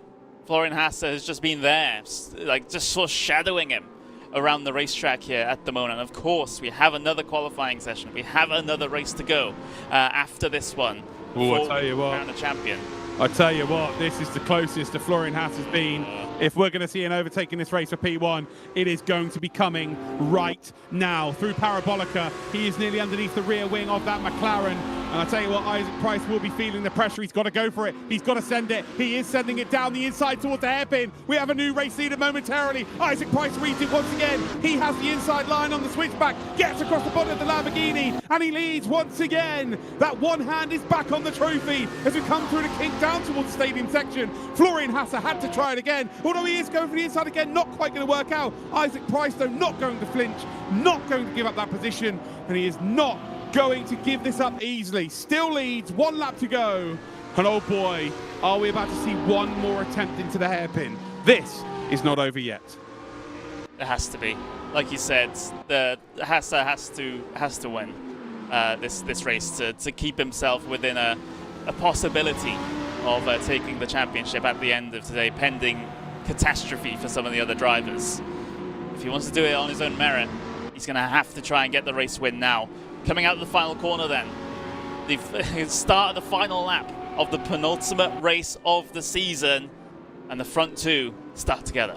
Oh yeah, you can barely separate them. You cover them with a loincloth right now, as Florian Hasse will of course run wide, try and maximize his speed on this final lap, use up any off tracks that you possibly can as we head down in towards turn number 2. Maybe trying to force Isaac Price to be a little bit offline there, and actually he's probably just knackered himself a little bit there as Florian Hasse. He's a little bit further back this time round, so he's gone a bit too deep. And Isaac Price will be looking at that thinking, yeah, I'm absolutely loving this. You could bet your bottom dollar, though, that Florian Hasse, if he's got a chance here, he's going to send it. That's for certain. Closing up into that slipstream, into the braking zone. They're coming. Florian Hasse not quite close enough to get involved here. As he touches him, he spun him around. He spun the championship leader around. And then Isaac's just rejoined in front of the RAG cars. And I tell you what, that's exactly what we did not want to see. Muller's now going to take the lead in this race, but I think he's probably due a penalty. I think Florian Hasse for sure now is due a penalty, and Isaac Price is going to fall down the order. He's battling now for 7th position, an 8th spot. He's dropped all the way down. Big drama here in the DTM Esports finale as Lucas Muller, I think, is going to take the race victory here. Florian Hasse has not gained anything in terms of points for himself, but he's taken the championship leader out. Oh, what drama we've got here. Round the final few corners we come. And wow, something would have to give. And ultimately, it was the McLaren. And I tell you what, Isaac Price has got every single reason to be pissed at that. That is not how you want to see a championship go down. Lucas Muller across the line. I don't think there'll be too much in terms of emotion there. Florian Hasse will have his tail between his legs. And Tim Yarshall, I think it's safe to say he's probably out of the hunt for this championship now. But in terms of the points there, that is going to put Lucas Muller, again, if I'll let you do the cameras there, I'm going to do some live maths here. So Lucas Muller is going to move up onto 248. Isaac Price is going to be fuming there, and he's got every right to be. Florian Hasse will move up onto 233. Tim Yarshall will move up onto 18, so he'll move up onto 225. And then Isaac Price, who finishes, what, P8 in the end? Yeah, he got P8. That's only 11 points. He's going to move on to 242. He's not the leader of the championship going into the final race there. Lucas Muller is now the championship leader by 6 points. But I just don't know whether we're going to find out from the race director if there's any issues with that race. I'm just hoping that they do get that sorted between the two races, because then we know exactly how it's going to play out in terms of the championship. So it remains to be seen what happens here, guys. Stay with us. But yeah, these are your official results. Lucas Müller P1, Florian Hasse P2, Tim Yarshall finishes in P3, Ottaviani P4, Julian Klaffenberg P5, Nicholas Huben 6th, Gianmarco Fiducci 7th, and Isaac Price down in 8th spot. He did put a foot wrong, did he, there, Connery? Isaac Price taken out from the race lead. It's just not what you want to see. No, absolutely not. That is...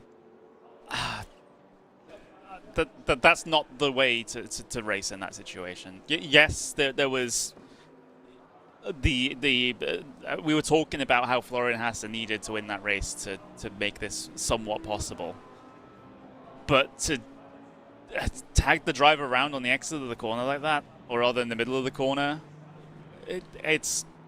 they've had that move so many times, right? And every time Hasse has, you know, had either gone too deep and Price has gotten back at him, or it's just not quite happened.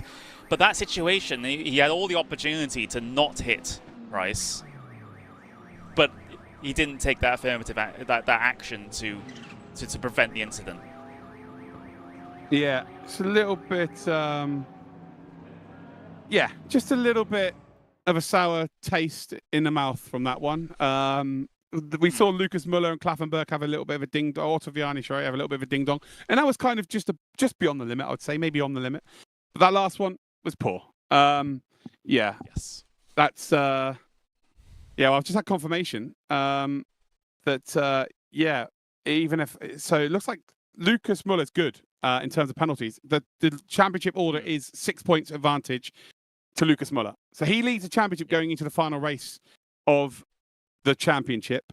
So yeah, a real turn of events. And you can probably tell by my mood, guys. I don't like that. I don't like it when it goes down like that. I think it's a poor show. And do you know what? I will say this as well. Florian Hasse hasn't done that on purpose. He's obviously desperate. No. He's trying to make a move, trying to win a championship. So I don't want to, you know, cause any hate towards a driver. But ultimately, if you make a mistake, you've got to own it. You've got to make up for it, and you've got to be expected to be called out for it as well. So yeah, let's just briefly check out then the pole position award this season. Of course, we've just had Tim Yarshall take pole position for that session. So he is officially, unless Isaac Price gets pole this time round, he will be our pole position award winner. He's got 4, so Isaac Price can tie him. So that is how that will go down. And in terms of the fastest lap award, I think Isaac got the fastest lap in that race. So yeah, he will win the award for this week. So yeah, we have had it confirmed, guys, that even if Hasse receives a penalty, it won't make a difference, obviously, to Lucas Müller and to Isaac Price's points tally. So Isaac Price is 6 points behind. So it becomes a 2-driver race. And the pressure really is on now, Connery. So Lucas Müller, a driver that has been close to winning championships without winning one. This is now his time. This is his opportunity. He goes in as, you know, effectively... He could, well, no, he actually, yeah, even if he finishes second and Isaac Price wins, it would actually be a tie and it would go to countback. So, yeah, there's a lot to play for here, a lot to unpack. I'm pretty excited at how this is going to go down. Yeah, absolutely. We do have to keep that in, keep all of this in mind, because obviously we in all likelihoods, and I'm not a steward, and I don't want to preempt their decisions, but there probably will be a penalty for Hasse. That doesn't help Price, as we've already discussed. However, it might still factor into this championship if Hasse has another sort of good race, P1, P2, and then Müller falls off a little bit. That then, yep. Or even Yarshall falls off a little bit. That might still have an impact there. So, oh my word! I've asked a question about the incident that there was when the overtake with Ottaviani and Müller. This is really the only thing we sort of noticed in that race that could have been looked into. Again, I just want to make sure I have the correct picture for everybody watching at home, so we know exactly where we stand in terms of the championship going into qualifying for the final race of the season. Nothing worse as a commentator having a grey area and not not really knowing, who the champion is. But it looks like this is officially the points going into the final race. Then. So 248 points for Lucas Muller, 242 points for Isaac Price. Tim Yarshall has a very outside chance. Put it this way, Lucas Muller, Tim Yarshall would have to win this race, and Lucas Muller would have to finish in 9th for Tim Yarshall to be champion, but then hope that Isaac Price has a pretty bad day as well. Florian Hasser, I think he'll be looking at a penalty anyway, so that would probably render him even further behind. But the pressure really is on here. Isaac Price knows that if he wins this race, doesn't matter where Lucas finishes, he will be champion. So at least it's in his hands. He's the only driver with it in his own hands. Indeed. Price is absolutely 100% not out of this, despite that incident.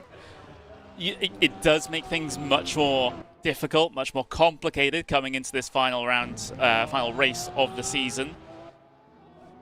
I think there's still some positives you can still take out of that for Price. He had a great qualifying. He was able to get that good launch again, lead the race in the early stages.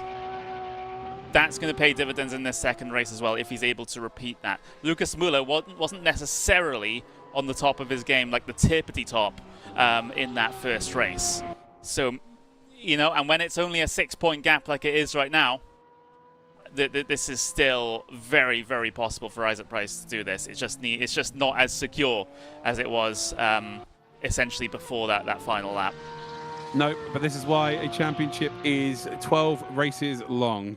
So, yeah, it does come down to this final race, chat. We've got a freak in the chat, Elgato. How are we doing over on Twitch? How are we doing over on YouTube? Get yourselves involved in the chat and say hello. Let me know who you think is going to win this. It really is a 2-driver race now. It's Lucas Muller leading by 6 points to Isaac Price, who's going to feel very hard done by indeed. Would have had a 15-point advantage going into this race. It would have been very, very tough for him to have lost out, but now he's the chaser. Just how quickly a championship could turn, and that's why we were so excited for today, because it was so close. I didn't want to see it end like this, of course, but we do have a genuine fight. It's not, no, exactly. We've still got one more race, but you know what I mean by that. Like, now it's really, really important for Isaac to go out there and just get the job done. And yeah, Tim Yarshall can do the team job here as well and take points away, force Isaac to be second. If Tim Yarshall can be pole position, it just takes that 40 points off the table. That means there has to be at least 2 positions between Isaac Price and Lucas Muller. It makes it more difficult. So there is, a job for Falcon to do with Tim Yarshall. And just to confirm, how many points between P1 and P2? 6. 6 points between. And then Price will win on countback, right? He would indeed. Race wins. Yeah, yes. He would indeed win countback. So that's what I mean. It is in his hands. Just finishing first or second, Isaac Price is your champion. He knows that's where he's got to finish in the top 2. There's a pit stop in this race as well, which the undercut will be really strong around here. So expect to see people coming in pretty early to try and gain some positions. And then we've seen how difficult it is to make overtakes around here as well. So, I'd be very surprised if we don't see early stops this time around. Yeah, it'll trying to get that undercut might end up resulting in a decent strategy, but still a bit of an unknown at this stage. And again, a lot of these top drivers that are within the championship are going to be just very concerned that their strategy is going to work out, because of course you may have end up having to deal with a slow traffic situation after you come out from your pit stop and things like that, depending on what happens in the opening portions of the race. So yeah, a lot of unknowns, and as humans we are afraid of the unknowns, but we're also, when it comes to sporting moments, get very, very excited about it as Sotoviani heads his way out of the final corner. Purple sector 2 for the RHE Esports driver. Across the line now goes provisional pole position as Tim Yarshall. Bad sector 2 for Tim Yarshall, actually. So this is not looking like a fantastic lap for Tim, but we'll continue on with it regardless. Isaac Price, green here, and again, I think if he would take P2 if you offered it to him right now, and especially if someone like Ottaviani was ahead of him who's not battling for the championship round. That final corner, what is this final sector? Is it quick? How quick is it going to be? Across the line he will go. Oh, it's P1. Okay, there it is. So he has got rid of that feeling of, I guess, probably disbelief, to be honest, and annoyance at a minimum. but he's managed to get himself up onto, at least a provisional pole position and a banker time at a minimum. So now he can really push, whereas drivers like Lucas Muller, who's currently 6th, have not got a good banker time in, so they have to be a little bit more reserved, although it is the final day of the championship, so you imagine they're just going to push. Absolutely. Florian Hasse on a decent lap here as well at the moment, but has to take the toe back to the starting point, so he'll refresh the attempt at his flying lap here. Lucas Muller heading in towards the arena section now. Lots of purple on the left-hand side of the screen as people go fast through that first sector. Muller hooking it up nicely, coming through the Sachs curve there. 7th place at the moment, looking for top 2 at least. Yeah, well, I think this might be good enough for pole position. You know, around the final corner he will go. We know that the Porsche is capable of a pole position because Tim Yarshall took it last time out. Across the line then for Lucas Muller, currently 8th position. It's only good enough for 3rd, under a bit of pressure then. And again, first point goes to Isaac Price here. It's not like an official point for the championship, but it's almost like advantage in tennis. He just needs one more sort of good lap, or he needs Lucas Muller not to convert here, and he would be on pole position, which would be a fantastic achievement for him. But you are on the outside line, which is very, very odd. So I'm not sure how much of an advantage it really is, as he goes 27.6 seconds faster in the final sector and improves his time. For the Rumble Fiducci then, who's got a purple car and a purple sector, and it looks like he might be about to go a little bit faster, although the second sector was not fantastic. As we're rounding then the final few corners, are we about to see some improvement? Looks like we are. 3 minutes 50 seconds left on the clock, and then we head into our final race. Final race is 30 minutes long, chat. 30 minutes long with a mandatory pit stop. So there is some strategy for this one, and it is our final race of the season. Across the line then for Fiducci, he goes up to P6, again, not really affecting the championship protagonist, although there is one driver that is. It is an Italian. It is Ottaviani. He's up there once again, currently on that front row. Indeed he is. Ottaviani's been a bit of the wild card for these particular 2 races. Fantastic qualifying efforts. Race winner at Norrisring, remember, so he is capable of being right at the sharp end. I actually thought he might be able to make a championship run after that, but it looks like the BMW was just never really in the hunt, to be honest. But Ottaviani showing today that he has got some serious talent, and you know, just to know that the next BMW is 8 positions behind him is absolutely ridiculous. I'll tell you what, there is a world here where he goes pole position. He's currently 0.02 of a second up on Isaac Price as he just loses the car a touch through the Sachs curve in towards the 3rd from last corner, in towards the 2nd from last corner, and then into the final turn. Keep this nice and tidy. Don't run over that sausage on the exit. And I'll tell you what, we might be about to see an R8G car on pole position here to spoil the party of our championship protagonist. Across the line he will go. And does he go pole position? He does not. No. He stays in 2nd position. What about Isaac Price? Sector times. Is he going faster? He is. This might be a 37.8. This might be about to be checkmate. Might be Magnus Carlsen taking the last move here and booking his place at the sharp end of the grid. Across the line then for him. Are we about to see his time improve? It does not improve. So under a bit of pressure. We'll have time for one more lap. Oh, interesting. Yeah, time for one more. Tim Yarshall across the line up into P3. That's a little bit better for Tim Yarshall. Does put Muller down into 4th place, though, which I'm sure his teammate would not appreciate. No, he kind of... Tim Yarshall has a really outside chance here, and this is extremely messy. I'm not sure Tim has a chance here, so I'm almost inclined to let Lucas go if that is an opportunity. But the times are identical. Times are absolutely identical for Ottaviani and Tim Yarshall. So Tim looking to help his teammate out, but his teammate just isn't quite quick enough.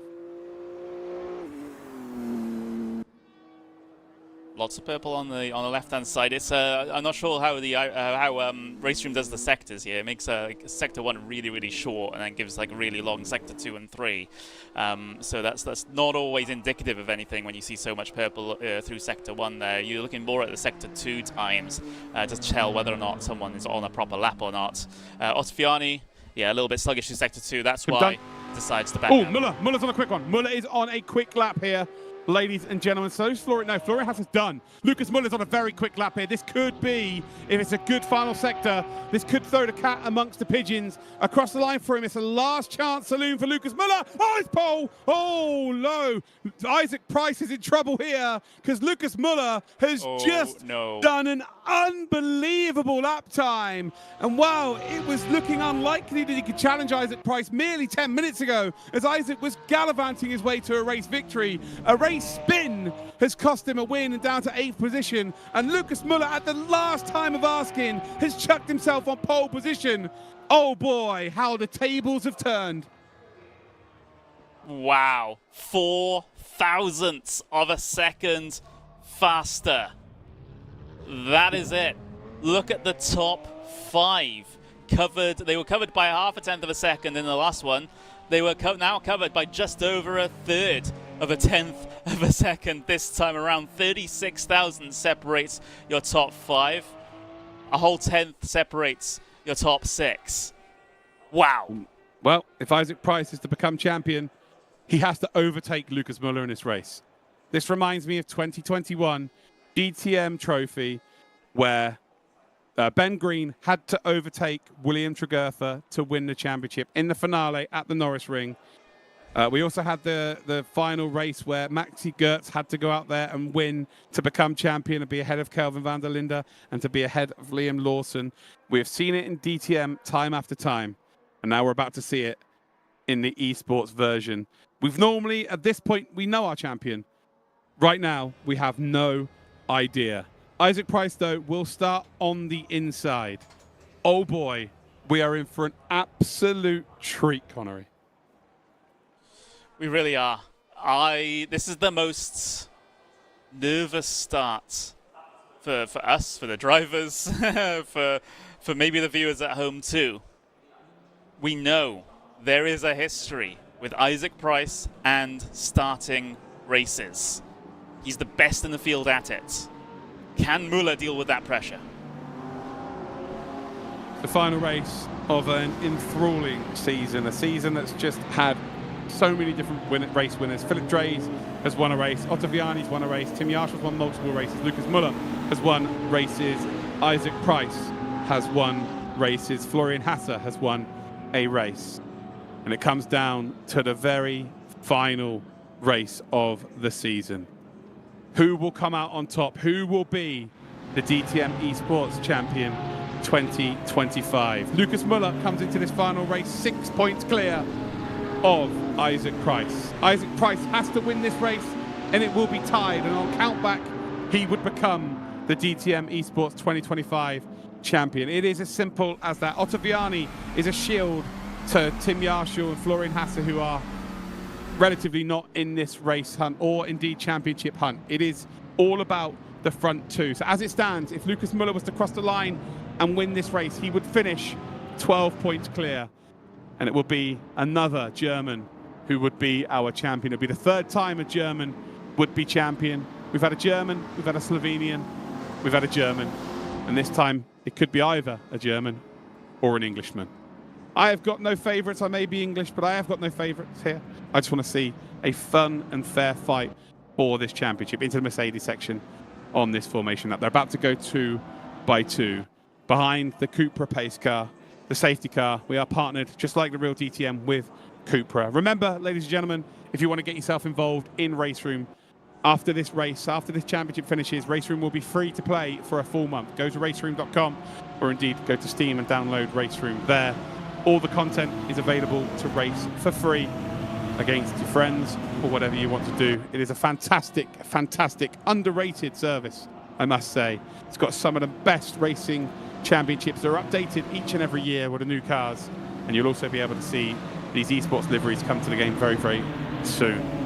In towards the final couple of corners then, it is Lucas Muller versus Isaac Price. The difference is 6 points. Isaac quite literally has to make an overtake to win the title. Lucas Muller needs to stay ahead to win the title.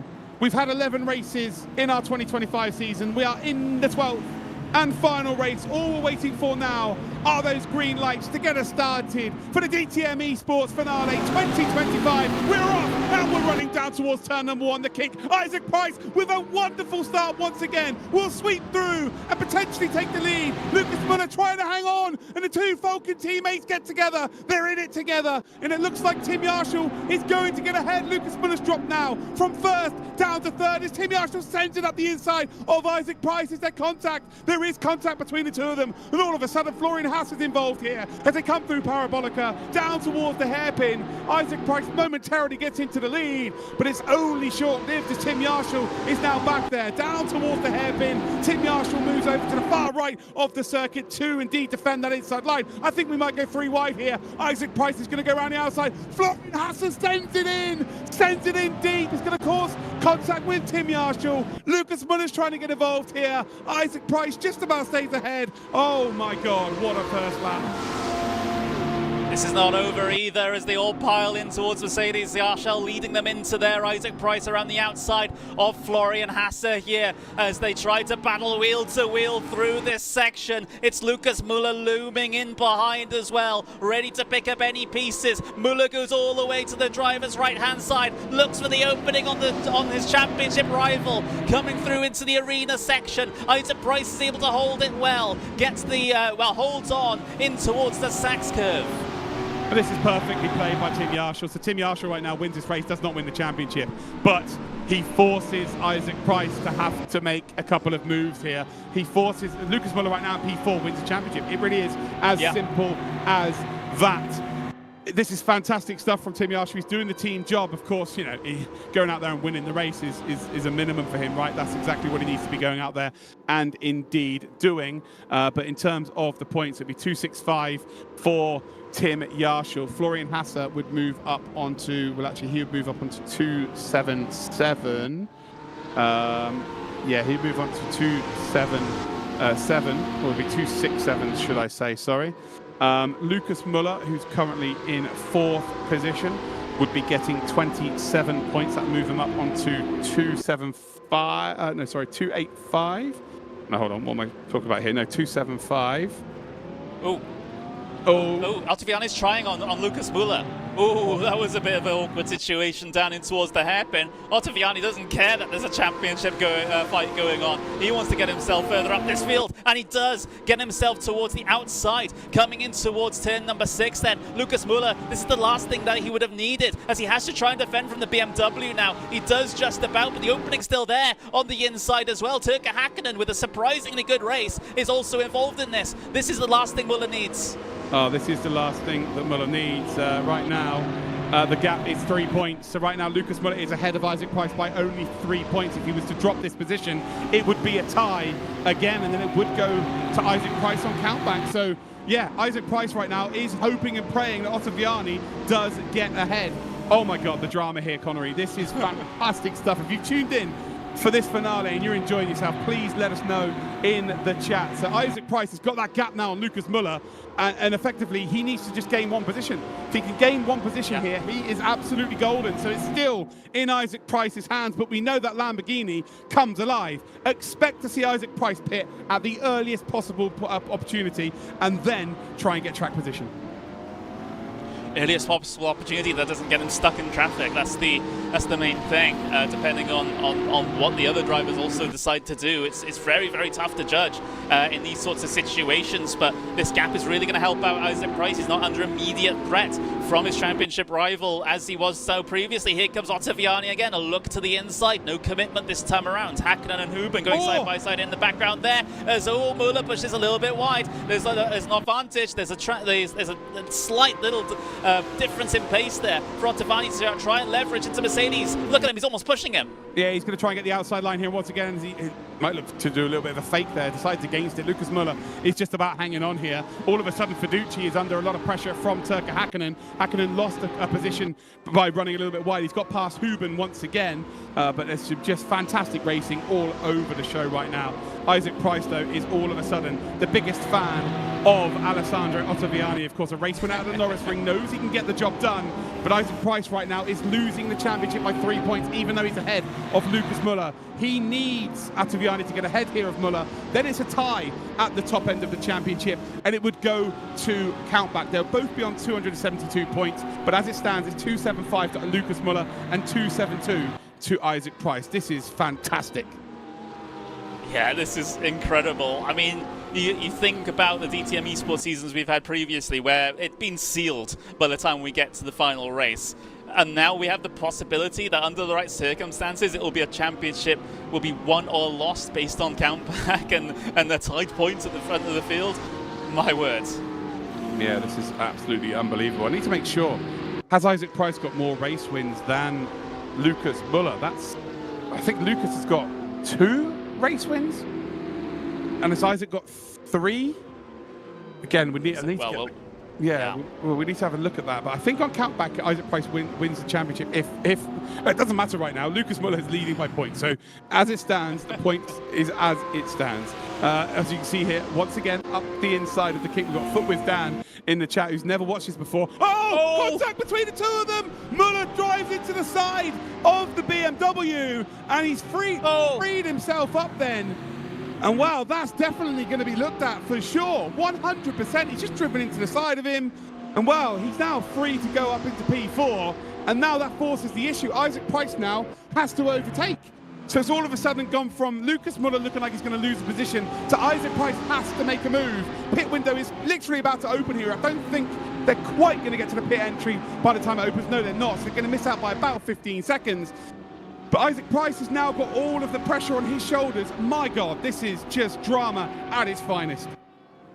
Yes, of course, stewards will investigate that. Will any decisions happen after the race, unfortunately, here in this series, but you can't think about that right now for Price. You just have to go chasing. You have to do it on merit. Yep, 100%. Again, you just don't. It doesn't matter what the stewards do if he makes an overtake. He simply gets ahead of that Lamborghini in front of him. He will become the champion. It is as simple as that. It will actually be by 1 point as well.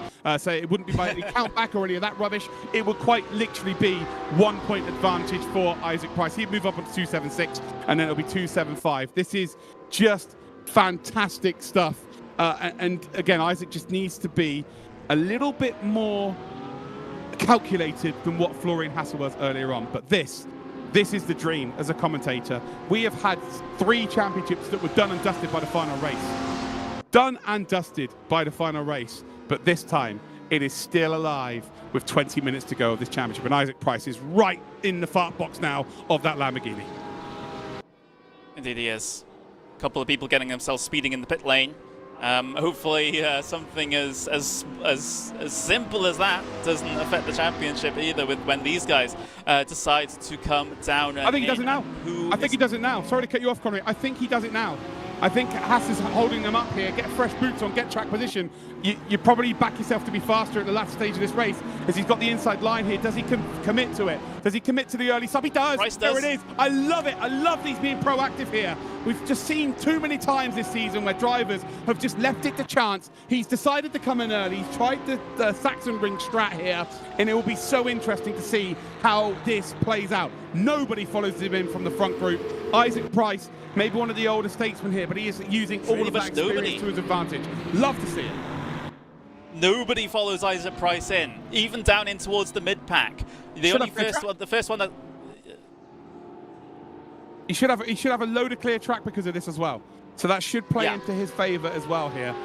It's just whether he can close into that gap. If Florian Hasse comes in instantly, he will probably come back out ahead because the cold tyres, of course, take a little bit of time to warm up.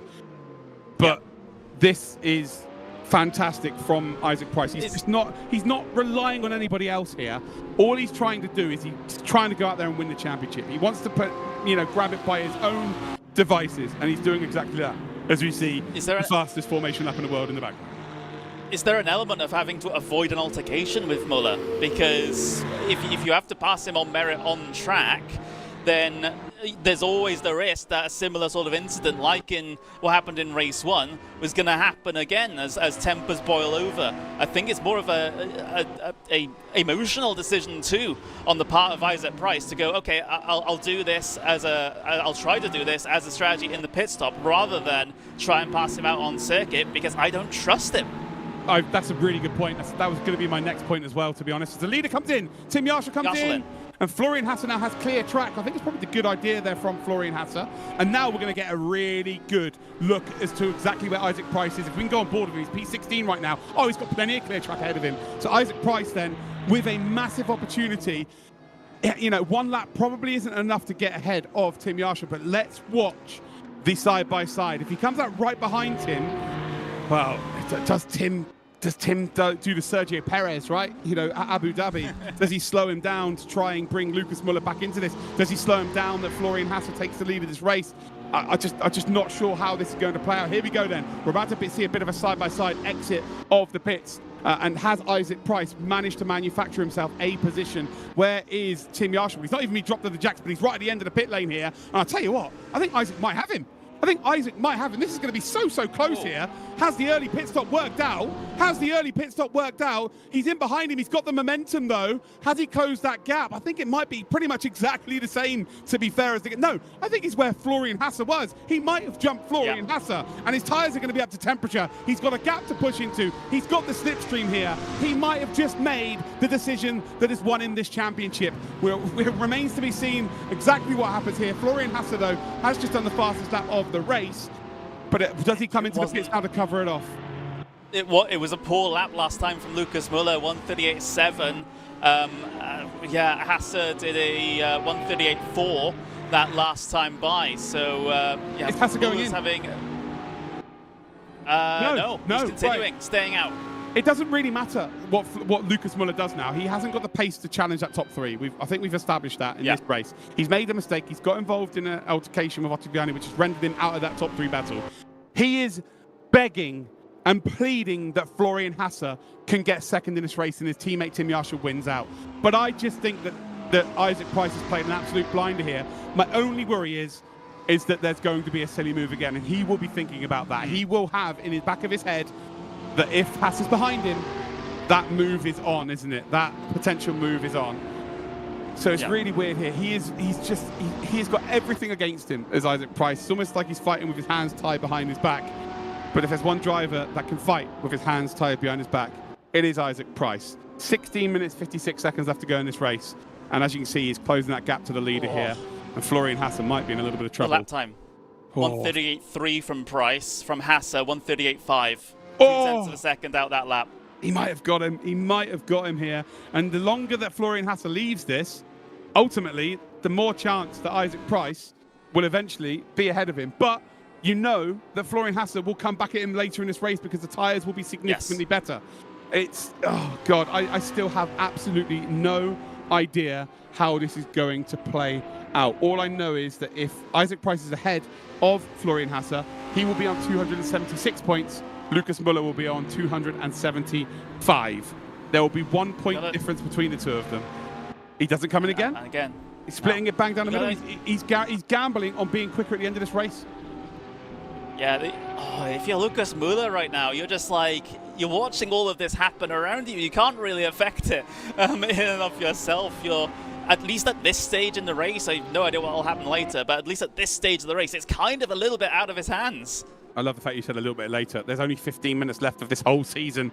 We're about to find out very, very shortly as to who is Ottaviani into the pits. Of course, we saw him get involved with Lucas Muller. They've had 2 incidents, actually, in 2 separate races today. And he'll be a little bit annoyed. I think he probably had the pace to go out there and get a decent victory, but it's just not going to work out for him. Lucas Muller then up into 2nd position. But the battle between Isaac Price and Tim Yarshall, half a second. And what do you do if you're Isaac Price here? Do you if you catch up to Tim, do you fight? Like, it's not beneficial to fight. You know, if Tim slows down, you then have to make a move. There's so many different ramifications, of the scenario we're in right now. I'm just still not sure how this is going to play out. I'm just waiting for Florian Hasse to go into the pits, and then we'll be able to figure out. And this is the halfway point of the race now. So if he's going to split this race, he should come in this time around. So let's stay on board with him. And chat, I hope you're enjoying this as much as I am. It is just fantastic that, you know, we've had a DTM Esports Championship go to the final minutes, not just the final race, the final minutes, because again, it's normally done before the whole final week. So this is just absolutely fantastic to see. So Florian Hasse then around the final corner, and does he bring it in this time? He doesn't. So I think he's just relying on being, I think this is a useless strategy. I really do. I just think he will be too far behind. Harsh. I think it's too far behind. I think he's going to be too far. You've got no slipstream right now, so he's not gaining those, you know, hundredths of a second, those tenths of a second. As Isaac Price now catches up to Tim Yarshall. He's caught up half a second here, and I'm just wondering, is Tim playing the team game now to bring Florian Hasse back in? And again, he's not teammates with Florian Hasse, but this helps Lucas Muller win the championship. Again, this is what I mean by, you know, Isaac Price is fighting with his hands behind his back right now. So this might bring Florian Hasse back into play if Tim can play the team game. This is just ridiculous. This is yeah, I mean, if you have teammates out there, why not use them? It's not a pretty way to win a race or a championship, but it's the option available to you as long as it's done within the rules of the of the competition. But they were slow.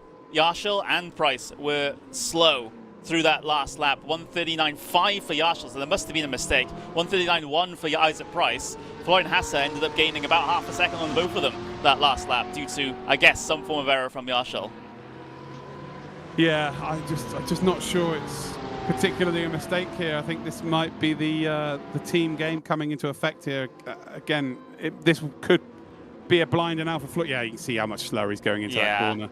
Florian Hasse staying out longer here is actually now going to be a benefit because he will be a lot faster once he comes out of the pits. And at some point, Isaac's going to get desperate here and have to make a move, and then Tim's going to make this as difficult as he possibly can. Yeah, he's parking the bus now. He's absolutely parking the bus. Yeah. You'll see it in the next lap time watch. This is, again, it's not even about Lucas Muller at this point. Again, for the bigger picture, it is, of course, but it's about Florian Hasse getting ahead of these two, which then Isaac Price cannot win a championship. But again, it doesn't really matter who's ahead of Isaac Price. All he has to do is finish second. So it's, you know, regardless of whether Florian Hasse does now get out into the lead, Isaac has just got to make one move. I know that's easier said than done, but it is still in his hands. Yeah, it really, really is. Just getting that pass. That is it. That, like, then we can stop the whole, like, theory about the you know, about Hasse affecting things and all that. That's kind of put to bed if he is able to get this pass done. 1:38.6, 1:38.7 is that last time. It's not as bad as the last lap, but still losing time to Hasse and Muller. Yeah, so this is a real torrid time for Isaac Price. It's a real pivotal moment, actually, in the championship, in this race for Isaac. And, you know, again, you can see that in certain corners where the Porsche needs to be quick out of it, they are. When they need to be slow on entry, they are. So Isaac's not going to be happy with how this goes, but this is motorsport in a nutshell. This is how it works, as we're on board then with Lucas Muller still out there battling to try and catch up to Florian Hasse. See that Isaac closes right up to the rear bumper of Tim Yarshall. But just again, remember, just one overtake. You know it's going to come at some point. You know he's going to have to send it. Everyone else will send it. As we see, well, issues in the background there. None of them are in the championship hunting. Does Isaac go for the fake and try one up the inside? No, Tim just squeezes them out wide again. And you've got to be careful, because if he gets squeezed while he's got even the slightest bit of an overlap, he could end up facing the wrong way. So this is where all of that experience really does come into fruition for Isaac Price. Again, we know we mention his age and we have a little bit of a laugh and a joke about it, but this is where it's really important, because he's been in these scenarios time and time again, more so than anybody else in this grid. So he knows how to deal with it, and he, you know, knows how to position his car to not affect the championship in terms of just being rendered useless and out of this race. So just needs to be calm, composed, and just do his thing. Yeah, absolutely. You can't really get frustrated at the situation, because the frustration ends up clouding your judgment. Frustration ends up making you make a decision that you end up regretting. That is, you know, that is the whole point of Yarshall doing this. Well, like, I guess secondary to the whole point. The whole point is to slow him down to give him a little chance, but the other point is to frustrate him. Yeah, he's trying to force Isaac into a mistake as well, right? He's trying to force him into the red mist and make an error of judgment, or try and send it when he's a little bit too far back. Basically, he's trying to force Isaac into a decision that he does not need to make. Which is, perfectly within the rules. This is something you see in team play. Although there is no team championship, and I'll tell you what, Tim Yarshall there, very slow. Isaac's going to have to go around the outside, and I'll tell you what, he might wait for a Yarshall to run deep and then try the over and under. It's not quite going to work out, but it's just going to hemorrhage time once again, which plays Florian Hasse even more so into this race. He's got that inside line. Tim Yarshall's not going to be too worried about allowing him to have that inside line. But once again, all Isaac has to do is overtake Yarshall. He doesn't even need to be worried about Florian Hasse. As Yarshall runs a little bit deep here, Isaac Price has got to pinch him. He's got to pinch him onto that apex. It's not going to work out. Does Tim overextend though? Does he leave the door open going in towards the stadium section? He does not. And this is just, again, hurting Isaac Price's chances. Oh, they are in. Okay, now we're about to see the exact merge then. So Lucas Müller, of course, is in the pit stall a little bit ahead of Florian Hasse. And as we then come around the final couple of corners, Bo Dixon is staying out. I think he's going to try and lead a lap here. I think it's going to be very difficult because I think he has to pit on the next one. And as we come around the final corner, let's check out the merge here. Does Isaac Price get ahead of that Lamborghini? There is a Lamborghini coming out the pits here. Oh, he's quite far down the order. I tell you what, this is going to be even tighter. I think Florian Hasse might have got both of them. I think he might have got both of them here. How close is this going to be? He has. So Tim Yarshall is going to come out behind him, and it does come down to this. Isaac Price has to make the move to win. He has to get into second position in this race. Tim Yarshall's done the team job for Lucas Müller. So as it stands, it is still 3 points between the two of them. Lucas Müller is 3 points clear now of Isaac Price. So Isaac has to make an overtake, and he's only got 8 minutes to do it. My God, the drama. Tim Yarshall will not make a move here. There's no way in a million years he even attempts to make a move here. Does not want to slow Hasse up at all. And right now, Isaac Price is going to feel pretty disgruntled. Yeah, pretty rotten situation for the Brits. Lucas Müller in the background on the fresher tyres for the rest of this race, remember. And if they battle and end up slowing down each other, Yarshall and Price, Müller could just sort of put the final blow in getting past Price if the situation arises. Yeah, exactly that. And Isaac Price now has just got to make something happen here. This is where, he needs a bit of Price magic. Roll back the years, pull something out of the bag. But around Hockenheim, you need to catch people out. You need to catch people out. And you need to make a move where they're just not expecting it, where they cannot defend it. But it is as simple as Isaac Price has to make an overtake. He wins the championship. If he doesn't, Lucas Müller is our champion. It is as simple as that. It is. It is purely that simple as they head their way across the start-finish line with 7 minutes left to go of this entire DTM Esports 2025 season. It comes down to one overtake either being made or not, which will decide our championship. Wow. Yeah, it looks like Florian Hasse has also got himself into second in this championship now with 273 points, but you assume he's going to receive at least a slap on the wrist for the move he made on Isaac Price earlier on. If Ottaviani does indeed report Lucas Müller, there could be a reprimand for him as well, but he's quite far ahead if there would be a time penalty. So yeah, this might end in the steward's room, to be honest, which is not something we want to see. But as it stands, Lucas Müller would be your DTM Esports champion. Whether or not that is the actual case remains to be seen. So yeah, lots and lots of drama with 6 minutes to go here, and Isaac Price just has to find something, out of the top drawer, has to find the perfect move, has to find prime Isaac Price if he is to become a DTM Esports champion. Oh God, we wanted it to go to the final week. We wanted it to go to the final race. We wanted it to go to the final minutes. We've got exactly that.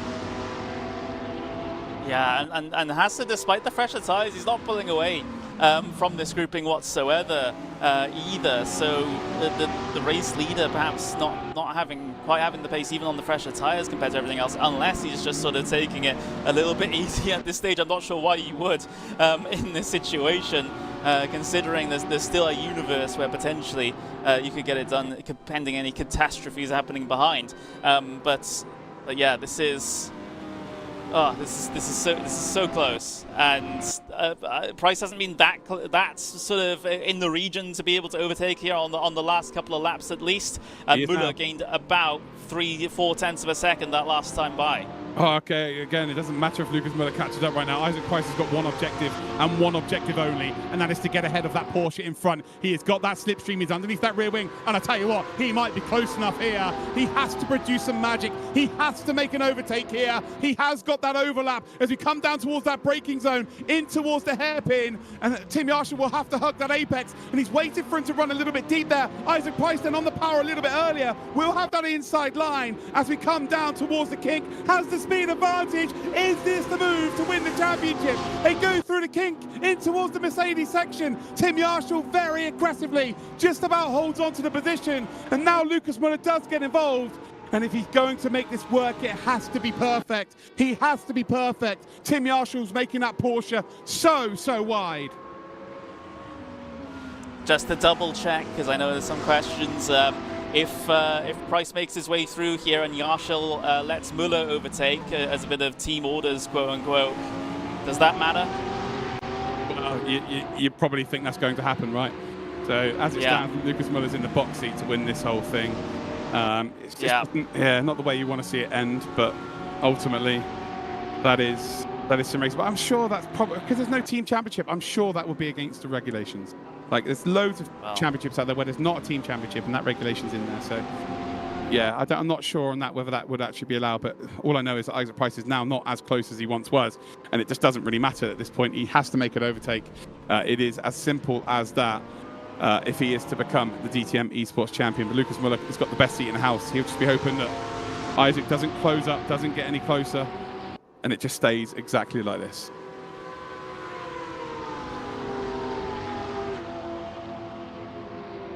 Heading then down towards the hairpin, still Florian Hasser that leads the championship. Isaac Price currently is finishing third in the championship. He could get one position as he runs deep there. And now the pressure really is starting to tell. And of course, his tyres are going to be a lot older now than Lucas Müller. It's going to be a lot older than Florian Hasser's. And this is where it's going to be a little bit of a struggle. So there we go. We just had it confirmed, actually, it's not allowed. You're not allowed to just get out the way for your teammate. So, right, it's back on. So Isaac Price is going to have himself a couple of laps here to basically get the move done and win this championship, or Lucas Müller will become the third different German to beat DTM Esports Championship. Oh boy. Oh boy.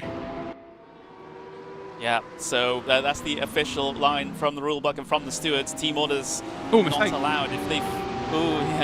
If they feel that if Isaac Price gets through and Yarshall makes it very, very easy for Lucas Müller, then that might be deemed an infringement of the rules, and that might still mean that if Isaac Price gets past and that situation happens, Isaac Price would still be champion. But, oh my word, we don't really want to be thinking about these things, do we? No. 2 laps to go in this race then, and Isaac, it was closing up, but just doesn't seem to be as close as he once was. He needs to be, he needs to be a little bit closer. This lap you almost need to throw away and just use as a get close to that rear wing of the Porsche. Don't try and make a move, and then on the final lap go for it. Although Lucas will also catch up, and then maybe he will negate that by sending it into the final couple of corners on that final lap. But Isaac Price, under all sorts of pressure, not close enough this time around, just needs to be patient. Again, use this lap. Oh, it's a mistake. Tim Yarshall's run wide, so is Isaac Price. They're all running wide here. And I guess if Isaac breaks at the right point there, if he doesn't follow Tim Yarshall, there's a world where he gets a bit of a free opportunity there. So the pressure is on. Still a lot of work to do. It is not done and dusted yet by any stretch of the imagination. All it takes is a lockup. All it takes is just lighting up your wheels a little bit too quickly, just over-rotating the car. Oh boy, this is drama. This is DTM Esports. We're heading on to the final lap of today's race, Connery. Oh boy, what are we expecting on this final lap? I'm expecting at least one big send. You have nothing left. You have nothing to lose now if you're Isaac Price. You either get this done or you don't, right? You have to be aggressive. You have to go for this. It's a championship-defining moment. If you get like you just have to get yourself in the position where even if you have a slightest chance of getting by, you have to take it. You have to give the 100% commitment. This is unlike any other point in any other race. That sort of stuff, you cannot blame if he decides to go for a send. No, 100%. Well, everyone else has sent it on him, so it's about time Isaac Price paid back the price but I don't think he's quite close enough here. And I'll tell you what, I think Lucas Muller will probably try and do the same on him just to slow him down, to be honest. It'd be silly not to, but again, you're risking a potential penalty by doing that as well. So just be calm. Isaac Price isn't close enough. He is not close enough. He's going to end up finishing third in this championship as it stands. He runs a little bit deep there. He's not going to be close enough to make any kind of run. Lucas Muller there just locks up as well. And is there something going to happen? Is he, going to just be the nice guy, or are we about to see some Hail Mary and try and make something work? He's closing the gap there, but again, the Porsche should be able to get the power down and maybe into the Sachs curve. I think his real last opportunity would be into that Sachs curve. Can he get close enough? He runs a little bit wider there, so he should have the power. And well, you've got to be committed here. He's going to take every ounce of this or every inch of this curve on the exit to try and close the gap ahead. And if anything, Tim took a little bit more curve than Isaac Price. We're rounding the final couple of corners here, ladies and gentlemen. Florian Hasser is going to take the victory here. It will push him into second position in the championship. Tim Yarshall will finish in second spot, and he will indeed finish fourth in the championship. Isaac Price will finish third in the race and third in the championship. But by my calculations, Lucas Muller, by crossing the line in fourth position, will be your DTM Esports Champion 2025, his first major championship, the third German to indeed have that title. I'm sure there'll be a few questions in the steward's room about it, but as it stands, Lucas Muller will be your champion. Wow. Wow, we had everything inside of this final race. We had strategy, we had drama, we had overtakes, we had teammates trying to help each other in as big of a way as they can. But in the end, it's Lucas Muller that takes the championship. Wow, that was an incredible 2 races. Yeah, phenomenal stuff. Absolutely phenomenal stuff. We do have the standings have been updated. It is going to be Lucas Muller as the champion. Of course, every incident from today will be looked at after the race, but as we call it, as we see it, Lucas Muller is going to be your champ. So we will have interviews of them as well, which is going to be nice and cool. And I'm sure Isaac will have plenty to say about that. And also Florian Hasser will have a few things to say as well about the send down in towards the hairpin. But Florian Hasser is your official race winner at the end of this season. Tim Yarshall finishes in second and did an unbelievable team job. He was the reigning champ, and he's done a sensational job to help his teammate indeed lift the title this time around. Isaac Price finishes in third spot, and Lucas Muller finishing in fourth, but will take the title in 2025. There it is. There is the graphic. Lucas Muller, his first ever major sim racing championship. Congratulations to him. Let's bring him in then to the interview. And well, Lucas Muller, well, we've brought him into R1 first, and if he's got to go to the German one, he's got to go to the German one. Congratulations, Lucas, your first ever major esports championship under your belt. It's the DTM Esports Champion, the third German to do it. You must be on cloud 9. Yeah, I mean, obviously it's good. We're obviously going to monitor, because I had contact with Ottaviani, so let's see what happened there. I don't think anything will happen from that, so I'm a bit, waiting, hanging there. But yeah, overall, nevertheless, a perfect season or good season. I didn't put any foot wrong in any races. I did the maximum with sometimes a car which shouldn't be there where we brought it. So yeah, I'm definitely very, very happy. I can't show it right now because still waiting now for the official stuff because I already see Luca Gita typing. So let's see. But yeah, probably a bit more emotion afterwards. I think it should be safe, but you never know until you know. So yeah, let's see. Of course, mate. Well, I'll bring your teammate in actually as well. So let's bring a very, very good reigning champion. Wasn't able to get the job done today, but did a hell of a job for your teammate today, Tim. Obviously, you were doing your best to get Florian out in the lead so that Isaac was in third and then Lucas becomes champion. Or that's how I saw it anyway. It's not you that is the champion, but probably the second best outcome for you? Yeah, it's okay. I mean, before it's not the good result I hoped for. The disconnect hurts, and yeah, my sugary and at the beginning of the season. Yeah, but I gave everything today for my teammates, and I hope that will, I hope that will going well and at the end for him, for Lucas. Well, we're going to bring in who was leading the championship coming into today. Isaac, I'm sure you're a very disappointed man today with how things have gone. Just sum up your emotions for us if you can.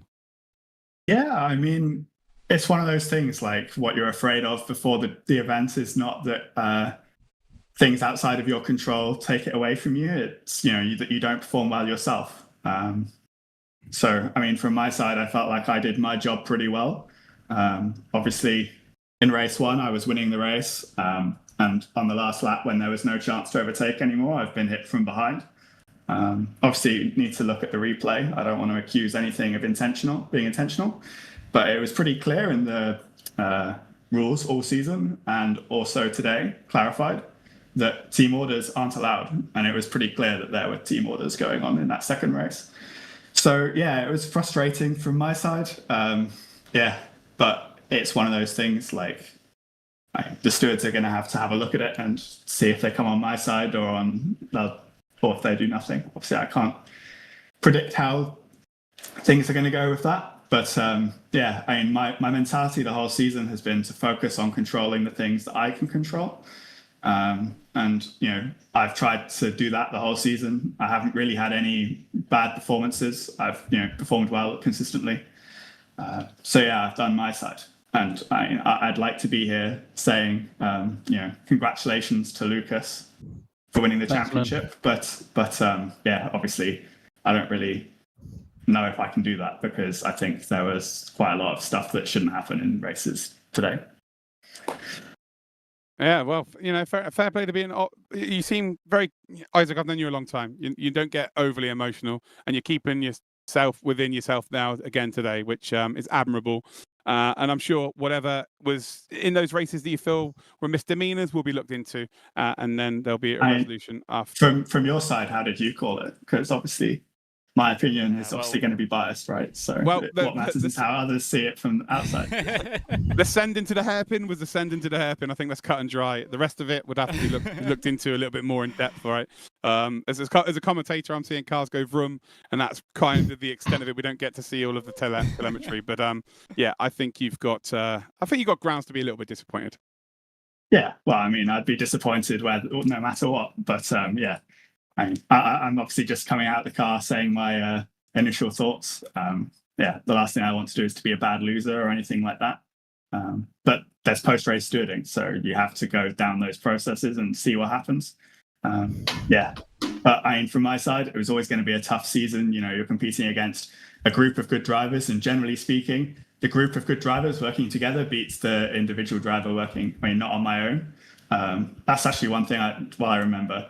I do want to thank the group of guys that have been helping me behind the scenes, Simon, Carson, and Lolo Vera.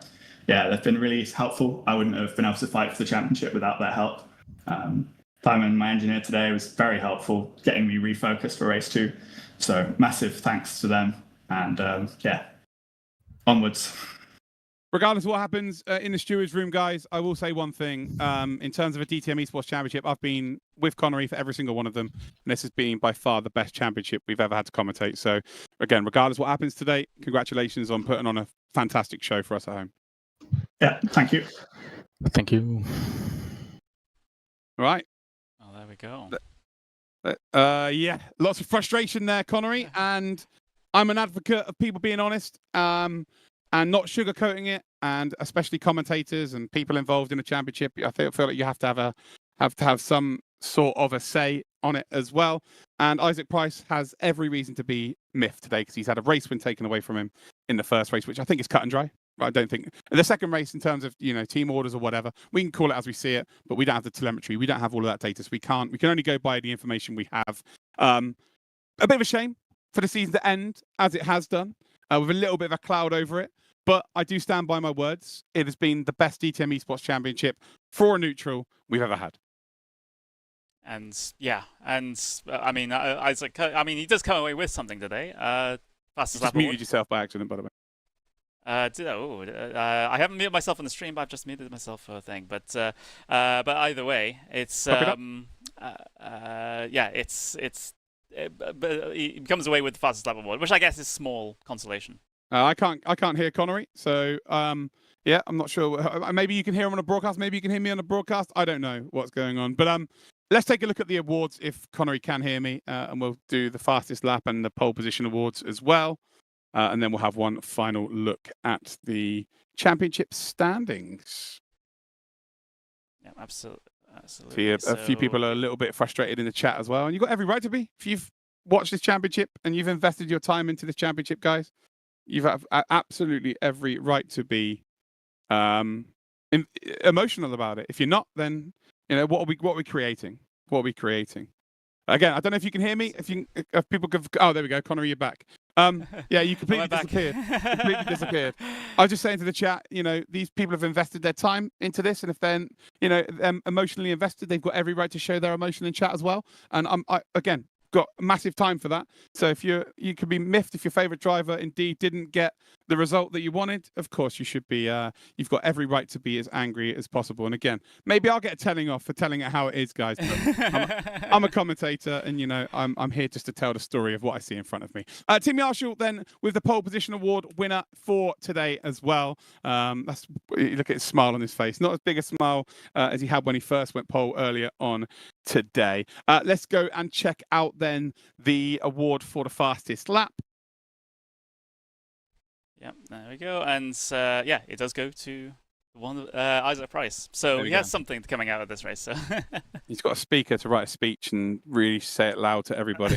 And do you know what? Fair play to Isaac Price. He's very measured in that. And it is a bit of a muted celebration. I want to be able to shout from the rooftops who the champion is, but it is marred in controversy, which in most racing series, that does happen, I'm afraid, when it's less tight at the end of it. Right, anyway, we're going to end the stream now, ladies and gentlemen. I want to say a massive thank you to everybody behind the scenes. SX Consulting, we've got obviously all of our sponsors, DTM for putting on another championship and putting on a nice prize pool. To Captain Coffee, which is Chris. We've got another Chris as well. We've got Georg, who's been doing all of the notifications for everybody involved here as well. We've got Oliver, Holger, Roman Ivanov, to the German broadcasters as well, and a special shout out to you guys at home. And a real special shout out to Connery, who's been doing all the camera work and putting all of the broadcasts together. And I just turn up and talk a load of rubbish each and every week. Connery, any final thoughts from you? Yeah, absolutely. I think no matter what happens, I mean, Lucas Müller has run a fantastic season. And to be able to, get the championship provisionally at the moment, I mean, we'll see if there's anything on the team. I think it's very hard for Isaac to. It depends on what your definition of team orders is, right? Like another driver slowing someone down, is that a team order versus the more obvious situation of a teammate letting another teammate by? That is a much more obvious team order. I think you would very, very much struggle to justify, without any external evidence, Isaac Price going to the stewards and saying he was deliberately holding me up. I mean, we could guess, I mean, just by the lap times, and you can look at the telemetry part of it, which the stewards will have. So if there's any obvious sort of, lifting coasting before the corner or slowing down in weird places compared to previous laps, then that might be a case here. But if that doesn't happen, Yashil could just say, "Oh, I was just having a really crap couple of laps," and you don't really have anything to refute that. No, unless the telemetry says otherwise. No, it is what it is. But let's not end on a sour note. We have had the most competitive DTM Esports Championship we've ever had. It went not down to the last weekend, not down to the last race. It went down to the last lap. Fantastic from our 4 title protagonists. Shout out to Florian Hasser. Shout out to Tim Marshall. Shout out to Isaac Price. But a big shout out to Lucas Müller, who is your DTM Esports 2025 champion. We'll see you next time in 2026.